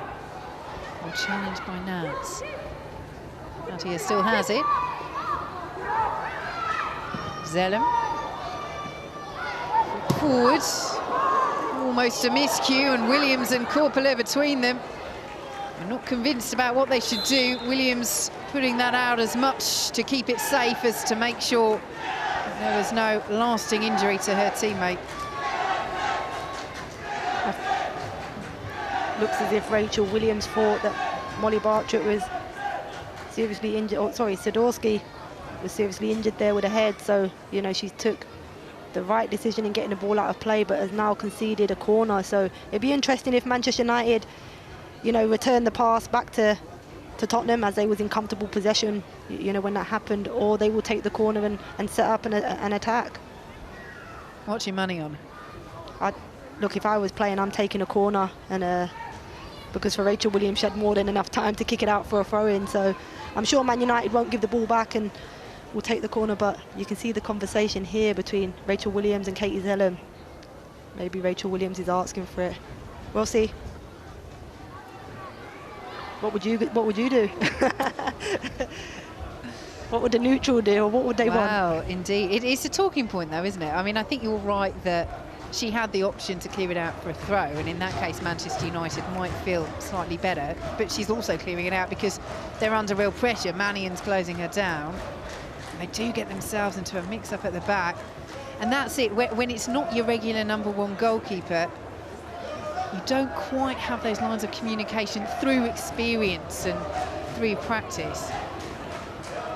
It was from point-blank range that Rachel Williams has smashed the ball into Zadorsky's face, so I think she knew it wasn't a nice one to take, and that's why she's kicked it out. But it looks as if Man United is setting up to deliver the corner in. As I said, as a player, I would have done exactly that. Yes, Zellem sends it in. Lead away by Tottenham. Here is Toon. Nice footwork. Zellem. Naz picks it up for Tottenham. Graham racing in support. Toon does well. Naz does well in turn. Zellem forward. Neville underneath it. Gotcha. Here is Galton. Galton once more. Tottenham getting the white shirts back. It's backs to the wall at the moment for the home side.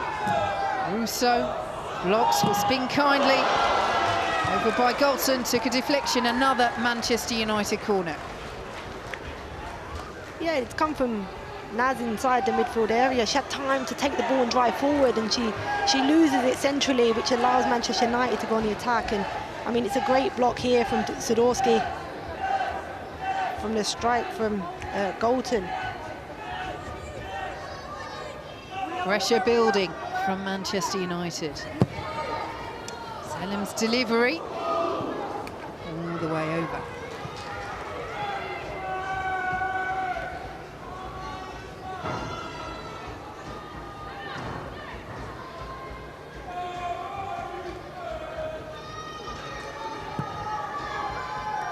Yeah, it's whipped in. She's tried to use the wind to bend that in straight from the corner.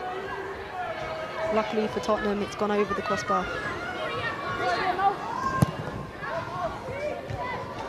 Torres Dossier and between them. Just about to deal with it. Good pressure again from Naz. She really has put in a shift down that right-hand side, getting back to help out Percival defensively, making sure she gets forward to offer that outlet. I think she showed two sides to her game today.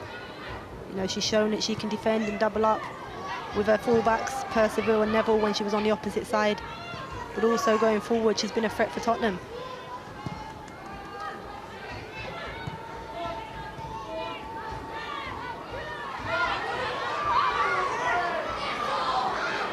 Clemeron.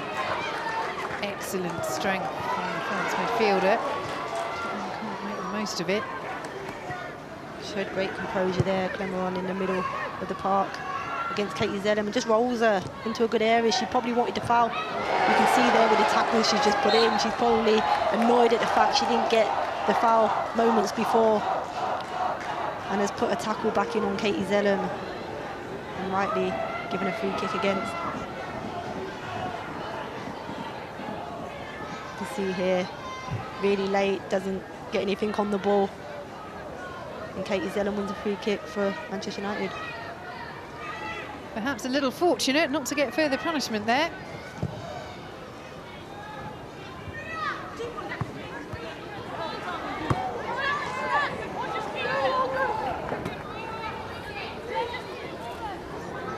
Percival. Williams with the flick on, pointing at where she feels now should have been. I mentioned it in the first half, Rachel Williams is a player that you can play in front of or behind because she can help, you know, she can pin the ball, and that's when you can play in front of her, or she's really good at winning ball in the air and flicking it on, and that's where I think she wanted Naz to go beyond her because she knew she was going to win the header. Zadorsky. Neville to Abogu. And she gets the foot in. Dispossessed by Neville then. Roman turn, dispossessed by Ladd. It's away. The wind still whirling around the Hive. It is making the conditions challenging for both sets of players. Both looking to keep the ball on the ground.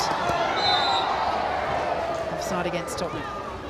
Yeah, and Simon, she initially made a fantastic run, and I think if Percival got her head up, she could have played the ball in behind, but she plays it short into Naz. And Naz then sees the pass that Percival should have seen moments earlier, and she's in an offside position. But I like Simon, you know, centrally. You can see the way she stretches play and tries to get beyond the centre halves of Manchester United. I think that could be, if Tottenham use it, I think it could be a real threat for them. That long ball in behind this high Manchester United back line. An hour gone. We are still in the balance at the Hive in the Women's Super League. Manchester United, as things stand, heading third in the table. Well anticipated by Percival, saw Simon through the centre. Almost. Percival, you know, read the pass really well, you know, from Rosa out to Galton, and just nicks in front of Galton, and then finds a through ball. I just think, you know, it was too straight, and, you know, with the pace of it, it was always going to overrun and into the area and into Mary Earp's arms.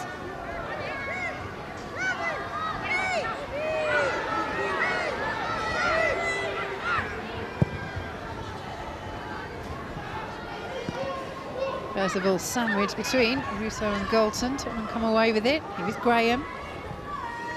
Nice little 1-2 advantage play. Graham still going. Tried to dink it through to Williams. Very important interception. Tottenham corner. Really good play from Tottenham, and Kit Graham here, you can see she disguises her pass, looks as if she's playing wide, and just cuts one back in to Simon and links really well, and then, you know, the little dink pass that she tries to lift over the defender's foot and wins herself a corner. Good defending by Torres Dottir for Manchester United. Tottenham pushing for this equaliser against the side. They have never taken so much as a point off since they were formed, Manchester United, in 2018. High one.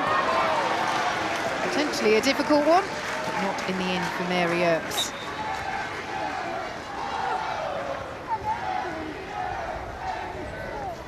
Yeah, the ball was floated in there from Percival from the corner, you can see here, but Mary Earps really brave, coming to collect amongst players and takes it really well.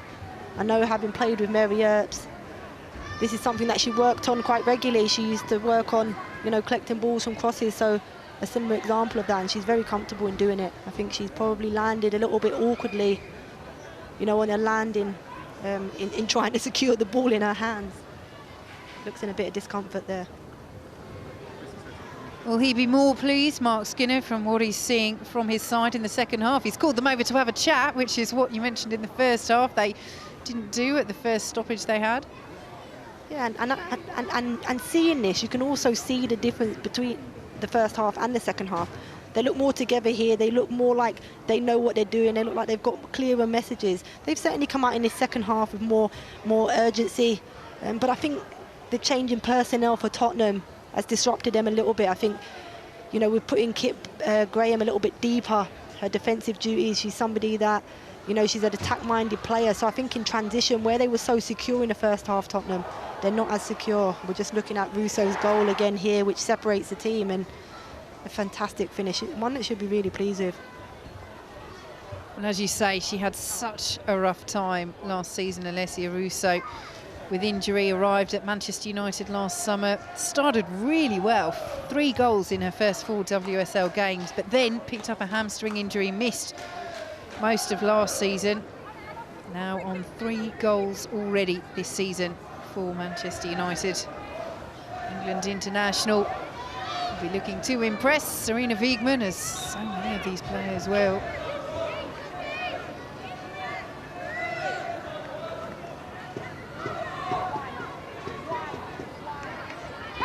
One of those players, Mary Earps, deputising at the moment in the England goal for Ellie Roebuck, who's out injured. Those host of Manchester City players who are sidelined at the moment. Simon against Mannion. Cleared by Blundell. Here is Toon. Intelligent play from Ella Toon there. Knew that she'd struggle to turn and get the clearance away, so just laid it back to Zellem. Evelyn for Tottenham. Here is Galton. Blundell had to race. Wasn't quite Usain Bolt there. Would have had to be to keep that in. Yeah, sloppy pass there from Kate Zellem out to her fullback, Blundell. Oh, Graham goes for it from distance and almost catches out Mary Earps. You can see what she wants from her defence there, because what a hit that was from Graham. What a strike from Kit Graham there, off a weaker foot, right foot. It was Kate Zellem that, you know, poked the ball here, just gets a little bit. And Kit Graham comes straight onto it at the right foot and smashes it, and Mary Earps had to be alert. I thought it was flying into the top corner. I was nearly celebrating up here. And it would have been a worldie. Seen one from Alessia Russo. We would have had a perfect view of it right behind it from Kit Graham. Tottenham with another corner. Earps again with another good take. Again, the same sort of area from Percival with her delivery from the corner, and balls like that from Mary Earps are comfortable, and she'll take them all day. Here you can see this shot again from Kit Graham, a fantastic strike, and as I mentioned, off her weaker foot from distance. Mary Earps shows the agility, you know, that she has in terms of being able to, you know, get a fingertip to that. It was a great strike and an even impressive save from Mary Earps. She did a save like that the other week in the Manchester derby, and it went off the crossbar, and you know, Manchester City put a ball into the back of the net with Ellen White, and you saw Mary Earps, you lip read her say what a save that was. I'm surprised she hasn't said it again this week. I did banter her about it when I seen her the other day. Yeah, she was so unfortunate there. Superb effort from City's Jess Parr. Earps saved it onto the bar, bounced off her. Ellen White had the easiest of tasks to tap in. So frustrating as a goalkeeper when you've absolutely done your job, and then a combination of ill fortune from the post and Ellen White taking up the positions that she takes so well, the England striker. And it ends up in the back of the net anyway. Clermont closed down by Galton. But hope for Tottenham still in this match at the midway point of the second half. I think you can see it there, where the Man United wide players in Galton and Hansen are pressing narrow. What Tottenham are able to do, they're able to play into their midfield, which draws the wide player in narrow. A little bounce back to the centre half and out through the fullback, which we've seen quite often in this second half here with Percival down his right-hand side. It's just their decision-making when they're further up the pitch in that final third. Are they going to play into pockets? Are they going to play beyond the Manchester United back line? Well, this has been a happy hunting ground for Manchester United over the years. 9 goals they've scored in their 3 visits to Tottenham, so 10 in 4 now. But it was only 1-0 here last season, just over a year ago. I'm sure the Tottenham players, it would have been in the back of their mind coming into this game that they haven't beat them in 6 games. And it'll be one they want to rectify.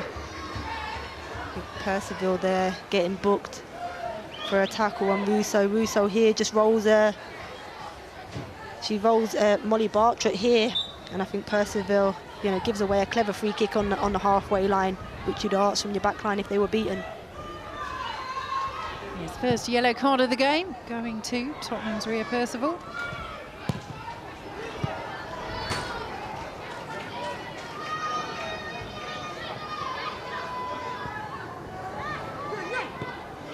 As with the foot in for Tottenham.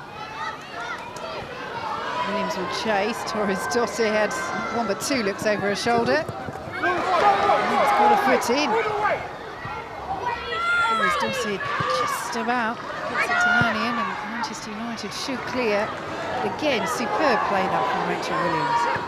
And that, you know, if they've done the homework on Rachel Williams, that's the type of player Rachel Williams is. She never gives up on any dead balls and does brilliantly to keep the ball in play. Unfortunate for Manchester United too. The heel. Tottenham win the free kick. Yeah, and a soft free kick to give away there from Golton, but clever from Kit Graham. You know, draws in Leah Golton and just takes the contact and falls to the floor. Clever free kick to take.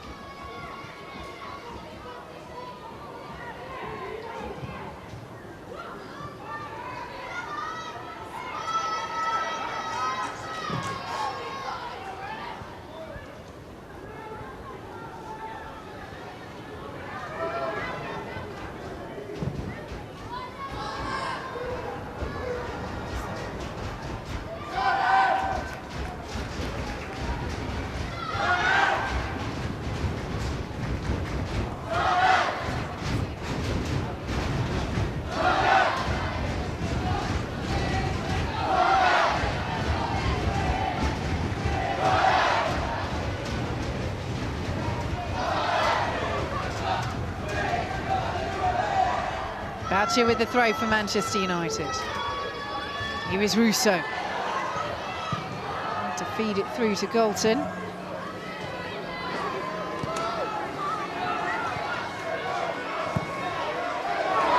Roosevelt looking to set Naz in behind, and she's got there, Jess Naz. Early delivery, and Earps again, wasn't quite sure. Goal kick Manchester United.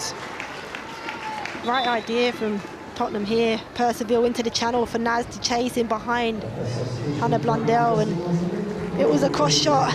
I think she tried to again use the wind and catch Mary Earps out, but Mary Earps has covered that near post and just sees it over. So a double change for Manchester United. Kirsty Hansen and Alessia Russo. Well, Russo was moving over there.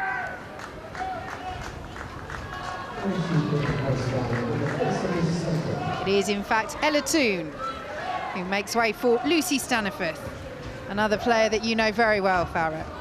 Yeah, and somebody that I thought would probably start this game based on, you know, how good she is in pockets and her creativity going forward. She's a forward-thinking player. It's a like for like in Lucy Staniforth and Ella Toon.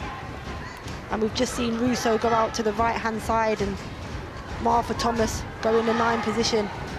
So small changes for Manchester United, but the formation stays the same.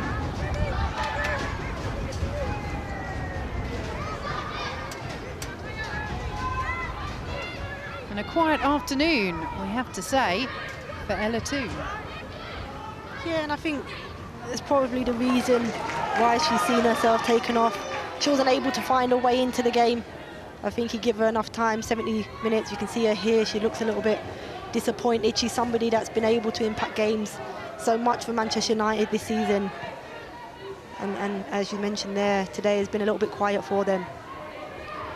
An encouragement for Manchester United as well. The return to action for Martha Thomas, who's missed the last 4 games for Manchester United with injury.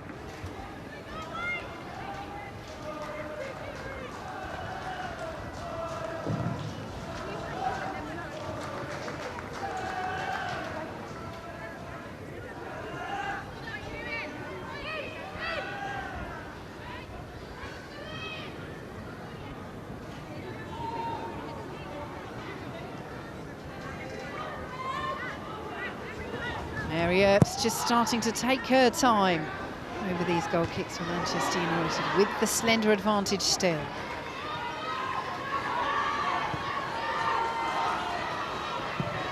Calmly done by Corpula.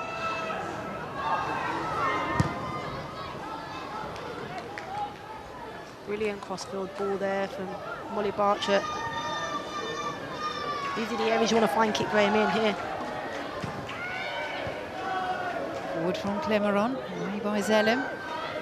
Clemeron once more, miscue. Staniforth couldn't quite bring it under her control. In the end, fouls Clemeron.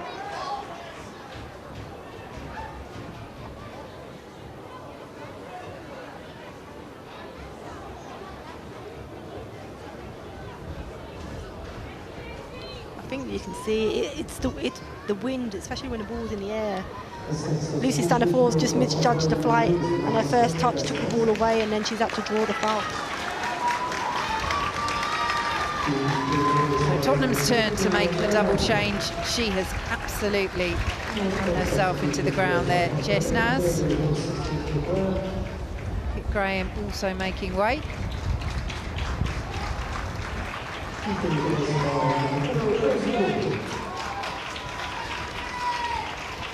Zella Ayan.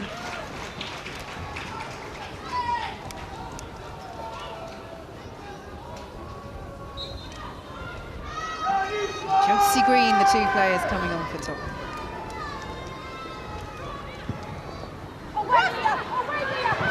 It was almost Ayan, onto it immediately. Yeah, really well taken free kick, driven in and using the wind to drive it in, and it's a great touch from Leah Golton at the back post. Otherwise, Ayan was in beyond the back line of Manchester United.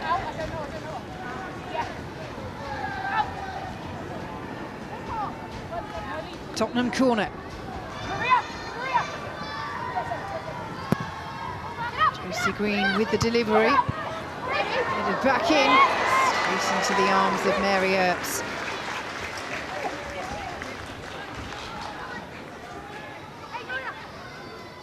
I think you can see here with the delivery, Mary Earps goes to come for it, and the wind holds it up a little bit. Good defended by Russo at the back post, and Ayan gets ahead of it goal, but quite comfortable for Mary Earps. Well, she hasn't scored this season, Rosella Ayan. A very prolific spell in Cyprus 3 years ago, but hasn't managed to record anywhere near those numbers in the WSL. Was involved though, legally so, in the build-up to Tottenham's controversial late winner at Manchester City. Should have been spotted, a handball by Ayan, wasn't, and they picked up the 3 points. Can she have an impact here? Did she not get that goal then? Well, it was a handball in the build-up. It was eventually an own goal off Taib, but Ayan's goal, Ayan's handball, I should say, really should have been spotted by the officials.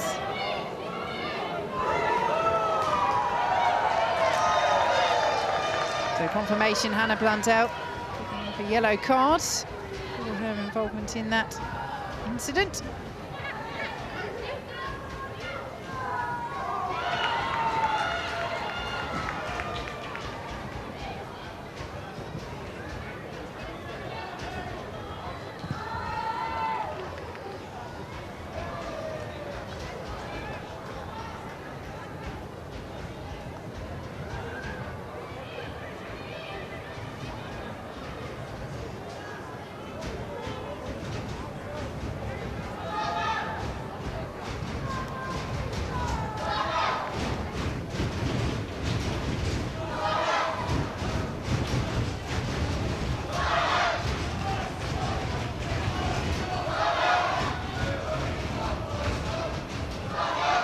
There's confirmation from an earlier incident. Percival picking up a yellow card for the challenge on Russo.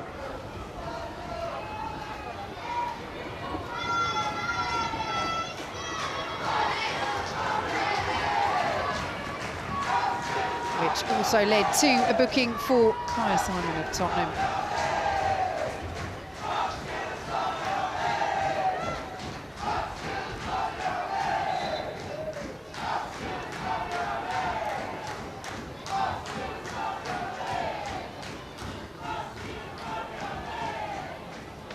Well, Tottenham have kept themselves in this match, but they're running out of time to take something from it. Manchester United push for the second goal that surely would wrap up the 3 points. Russo doing really well there. She's moved out to the right-hand side, and what she's done really well, she takes a challenge and from the fullback Neville and is able to just roll her. So she uses a contact from the defender to roll out of it and wins her team a corner. Staniforth over it for Manchester United, the England midfielder. Looking for Zellum, completely unmarked. Did the power on the header. Real scramble in the 6-yard box. Way to safety in the end for Tottenham.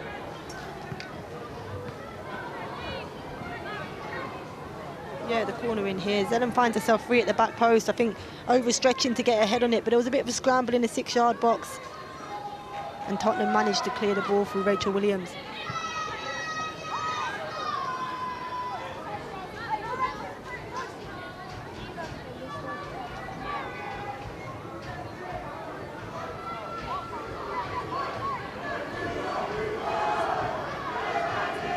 Landau with the throw. Staniforth with the turn. Lovely one at that. Bartrip deals with it well. Simon. Tottenham trying to be a little too cute there.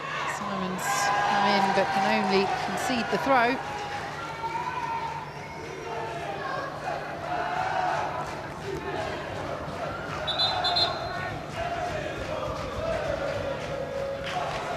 Tottenham will make another change. Kyah Simon's final act of this match. Her first start since mid-September is over. Angela Addison will enter the field for the home side.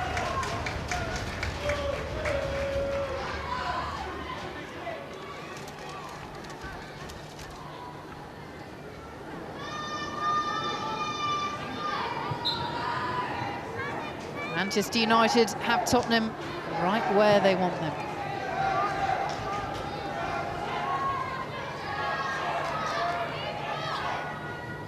Landau with the throw.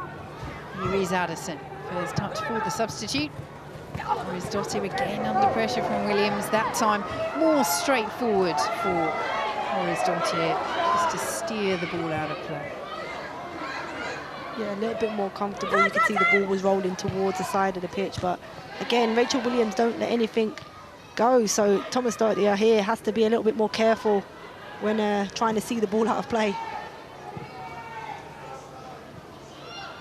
Forward from Neville, the Bogue.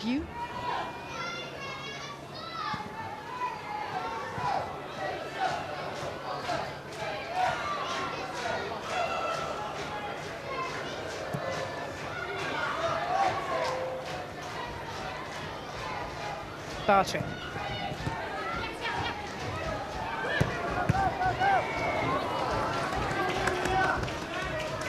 Well, she promised they would keep battling, Leanne Skinner.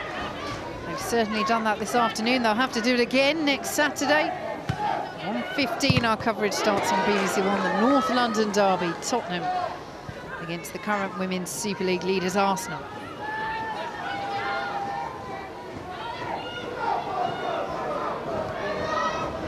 Williams, nice interchange with Addison. Ayan gets involved. Addison. Intercepted by Staniforth. Blundell in a tight corner. Both sets of players appealing. Throw goes Manchester United's way. I think the linesman got that one right in the end.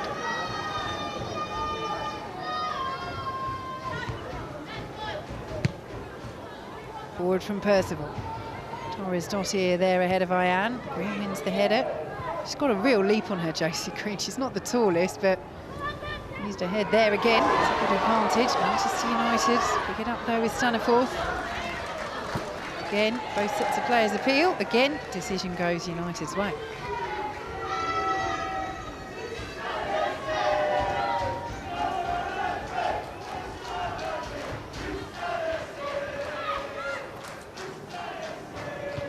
Well, these are the sort of games that Manchester United need to win if they're to break into that top 3 this season. It's Thomas, lovely layoff to Russo. Can she seal it here? No appeal from either player. Poupela will get things moving for Tottenham. Clemeron, Abogu.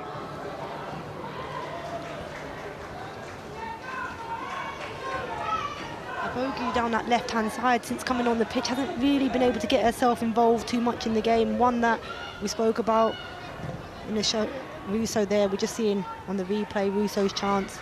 Really good defending in the end from Tottenham to deny the chance. Manchester United coming forward once more with Blundell.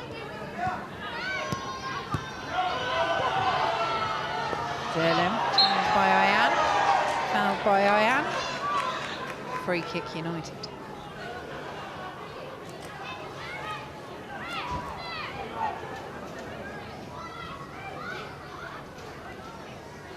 Yeah, you can see here Ayan just defend on the wrong side. I thought she got a touch on the ball as Kate Zellem's about to strike it. But a free kick from Man United and they'll be quite happy with this. Golson. Offside.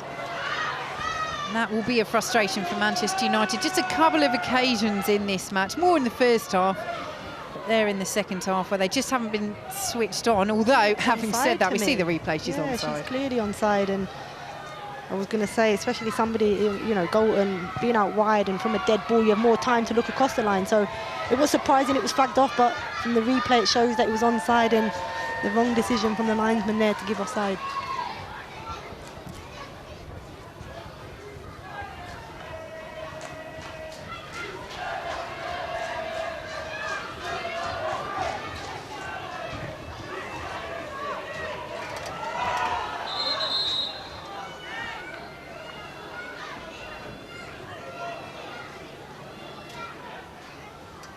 Well, again, another stoppage. Again, concern over a head injury once more.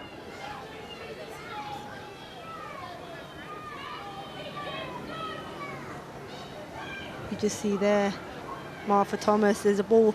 I think it's the winds that affected these head injuries today. The ball's in the air and you can't really judge the flight of it just because of the wind.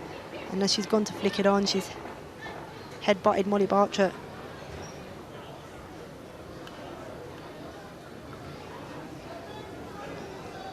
See the Tottenham players coming together here in the middle of the park. Maybe a slight change in this final 5 minutes. See if they can give a real good push to try and get a point from the game. They're still in it, Tottenham. They've never avoided defeat against Manchester United since the visitors reformed in 2018, but they still have hope. All it takes is one chance. We saw that at the end of the first half with Alessia Russo, and Farrah Williams, she is your player of the match. Yeah, she is. I think, you know, games are won and lost in moments, and I think she was the player in the first half where Manchester United wasn't performing so well, was able to create that moment and that moment of magic with the goal that she scored. And I think this second half performance, I think she's been fantastic. She's been a driving force for Manchester United. The way she's tried to get on the ball and get her team up the park, I think she's been fantastic for Manchester United. So my player of the match for this afternoon.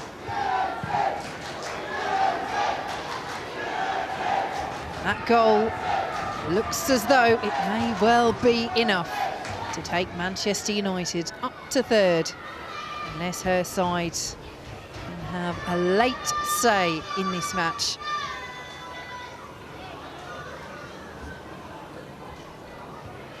Away by Neville.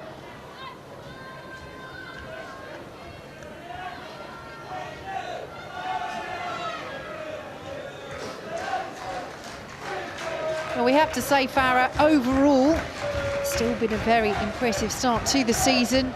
for Tottenham. Those 4 straight wins for the WSL, losing to Brighton. Trailing here 1-0. Heavy defeat by Arsenal in the FA Cup, beating Charlton in the League Cup. Still plenty of promise for Rhian Skinner's side. Just what do you feel they're capable of achieving this season? Certainly not capable of holding on to the ball there. Thomas will drive. Whistles over the crossbar. A great strike there from Martha Thomas here from the edge of the box. Misplaced pass from Clemron's in the middle. And a great strike from Martha Thomas on the edge of the box, but just goes over the crossbar. Going back to your point with Tottenham, I think, look, when you have a really good base in terms of defending, I think structurally, defensively, they're very well organised and hard to break down. The problem is when you're a team that's set up so defensive, if you concede a goal, it's very difficult to sometimes find yourself getting back into a game. And we've seen the games they've won has only been by a goal, and in this game they've really struggled to score or create anything clear cut. So credit with their defending this afternoon and in the game so far, but they just need to get goals. They have defending to do once more here. Thomas up against Bartrip. Just still going, Martha Thomas. Green came in, got something on it, and that Thomas couldn't get the strike away cleanly.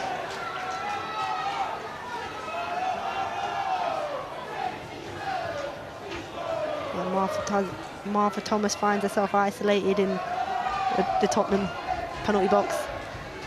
Would have been a big ask for her to get it round 3 Tottenham defenders and the goalkeeper, and rightly so, the Tottenham defenders just shield her out. And that's it, Manchester United happy not to commit the red shirts forward. They've got to get back here. Neville, Williams has made the run in the centre. Wasted opportunity. Just, yeah, a wasted chance for Tottenham. You can see here, Neville, she's got lots of time, she can take a touch. There was only Rachel Williams in the box for her to aim for, but scuffs the delivery out of play. Into 5 minutes of added time at the Hive. Tottenham 0, Manchester United 1.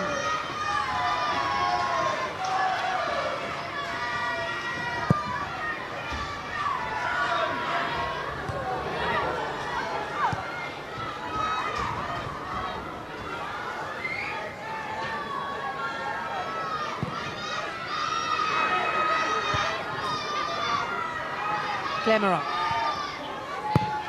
Forward by Percival. Ayan. She's got the runners if she can find them. Clemeron. Abogu. Ricochets off Green. Snapshot from Abogu. Trickles wide. You can see Abogu's come central here. Gets the ball from Clemeron. It ricochets back to her from Green, and she just gets on the half turn and hits her shot just wide.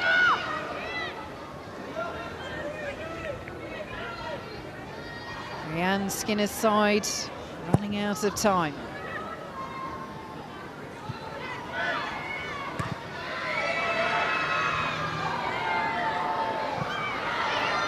There was a lot of talk about Tottenham's start to this season, which really did take a lot of people in the game by surprise. Does this sort of performance show that they are perhaps closer to the likes of Manchester United than perhaps predicted? Russo looking to wrap it up straight at Corpulette. I think there's a few clubs, like, I think, you know, we talk about in the WSL teams that are closer to Man United. I think under Casey Stoney, Man United took this Manchester United team to new levels, and I think there's a few teams around that. I think you look at the likes of Everton and Brighton that, you know, along with, you know, Man City are in a little bit of a false position down towards the bottom of the table, but, you know, the likes of Tottenham now, they're really trying to push for this 3rd spot and try and get their team Champions League football. I think Brighton are the informed team at the moment in terms of performances and results that they're getting. So they're sitting in a nice position. I'm sure if you speak to Hope Powell, she'll be wanting to push that team on. Having played under her, I know how ambitious she is as a manager. Not quite coming off at the moment for Tottenham down that left-hand side. But yeah, she mentioned Bryson Farah beating Everton 1-0. First match for the new Everton boss, Jean-Luc Vasseur. What a signing that is for them in terms of pedigree, in terms of manager. 2020 FIFA Women's Coach of the Year, won the treble with Lyon in 2020. That, incidentally, Manchester United's next match, trip to Everton. Manchester City in the League Cup group stage, Arsenal at home. This is a big November for Mark Skinner's side. And of course, Tottenham with that North London derby coming up on Saturday on BBC One. Big month for them as well. Is there to be a final chance for Tottenham? And Corpele's asked the question and she's going up, the goalkeeper.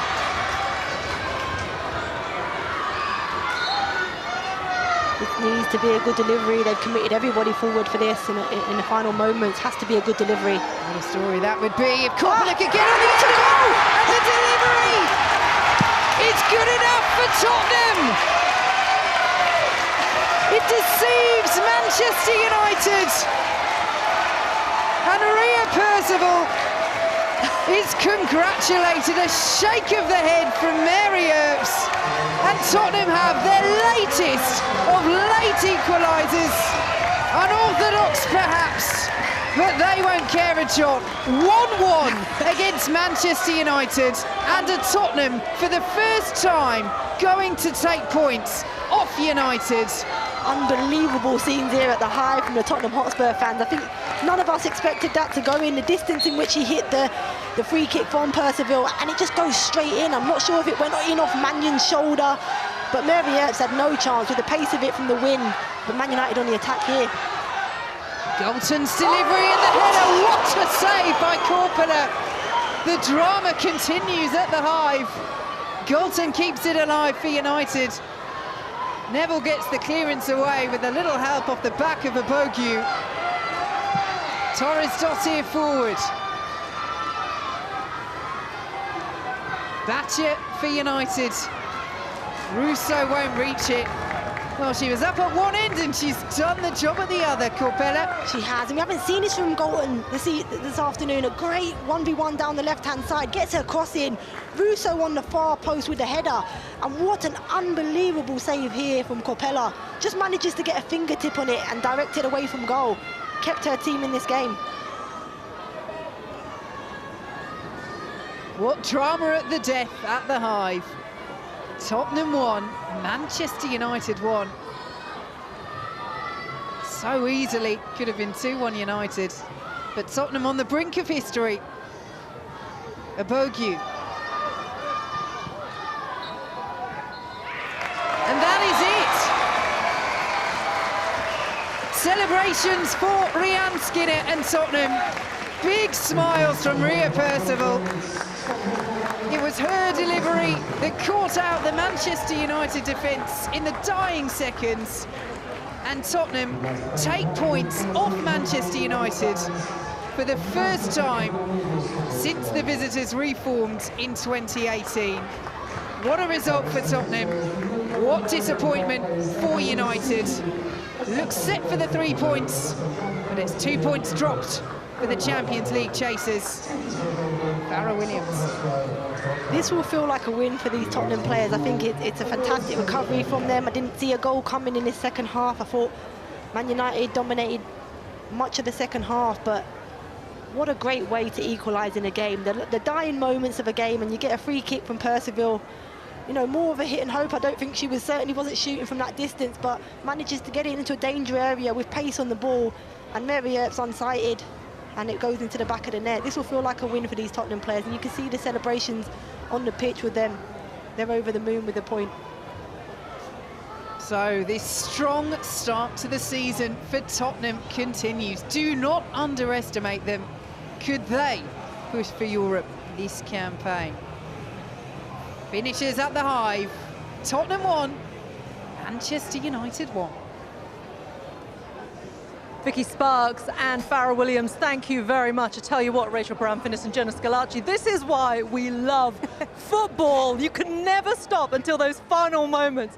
What a roar from the crowd. What a finish to this game. It was unbelievable. I was going to echo exactly what you just said. And, you know, the sun's been shining.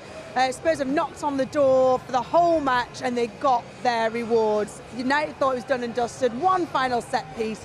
Boom, there it is to Spurs. Boom, right. Jenna Scalacci, you talk us through this because this is your former team. Well, look, we can see the celebrations here. This does feel like a victory, doesn't it? Oh, 100%. You know, in the last seconds of the match, it was a great delivery into the box from Ria. I don't think she ever imagined that was going to go in, but it's straight into the danger zone. The bounce has fooled Mary Earps, and you know, a goal's a goal, and Tottenham will be absolutely buzzing with that. As a keeper, you're seeing the ball go across and you're expecting someone to get a touch on it. I thought that Ashley Neville for Spurs was going to get a head on it. Mary Earps is set ready for that, and when it doesn't, it bounces across and it bounces up. Yeah. It's just too late for her to react and get across. You're going to take it, aren't you? As you say, 100%. A goal is a goal. And what about, I mean, when it comes to football, it is about moments, it's about timing as well. So that, at the death, is absolutely crucial. But for United, they thought they had won it because, I mean, for them, it was timing as well. Right at half-time, they scored that goal. Alessia Russo with a fantastic, I mean, no, we've seen two great goals here today, and Alessia Russo, the skill on that one for her to take that. Yeah, it was absolutely that. I mean, Spurs have absolutely deserved their 1 point of this. United did create it, a bit of brilliance from Alessia Russo, picking it up, driving, and getting what they thought would be the 3 points for them. Wasn't to be, and Spurs come away with something deservedly. Well, I'll tell you what, someone who will be smiling will be Rhiann Skinner, the Spurs boss. She is catching up with Jeanette Quachi right now. Thanks very much, Reshmin. And yes, Rhiann, in terms of that being a clutch moment for the team just now, that must be super important for you. Yeah, of course. I mean, I think we've worked incredibly hard throughout the course of the game. I actually think the result's a fair result on the balance of play in terms of possession. You know, we've probably not created as many chances today as what we have in previous games, but, you know, that's down to a hard-working Man United side that are hard to break down. But, you know, the thing that I'm the most proud of is we just don't say die, never say die. And we kept working till the final seconds. And that was the main thing. And was that what you said to the girls at half-time? Well, yeah, amongst other little bits of things that we were doing well, that I felt we were doing really well in the first half, we carried over into the second half. And then obviously we've had opportunities to open the game up a little bit more with some of the subs that we've made, and that's created a few more goal-scoring opportunities for us as the game's gone on. So, yeah, really pleased. And it looks good for next week, surely? Yeah, we take every game as it comes. I'm just literally coming off the back of a late goal, so I'm not actually I'm not in a position to think about that at the minute. But yeah, you know, obviously we'll look at the things that we've done well today, the things that we want to do a bit better. This is a team that's improving all the time, and we're trying to get moving forward as best we can. Well done today. Thanks very much. Thank you. Wow. Rhiann Skinner, what a great job from her. Rachel Brown-Finnis, Jenna Scalacci, thank you so much for joining us. As we heard there, the North London Derby is next weekend. Make sure you join us for that on Saturday. The Women's Football Show returns this afternoon for a roundup of all the action. Rachel's put in a double shift today. She's going to run off to the studio for that one. And next up on BBC Two, it is the rugby, England against New Zealand. So make sure you tune in for that. So thank you very much, everyone at home, for watching. What a day. What a football match. Good save by Corpella, and the deflection, a vital one. Skill from Russo is superb, and the finish is even better. Corpella makes the save. Graham goes for it from distance. Almost catches out Mary Earps. Thomas will drive, whistles over the crossbar. The story that would be, it's good enough for Tottenham.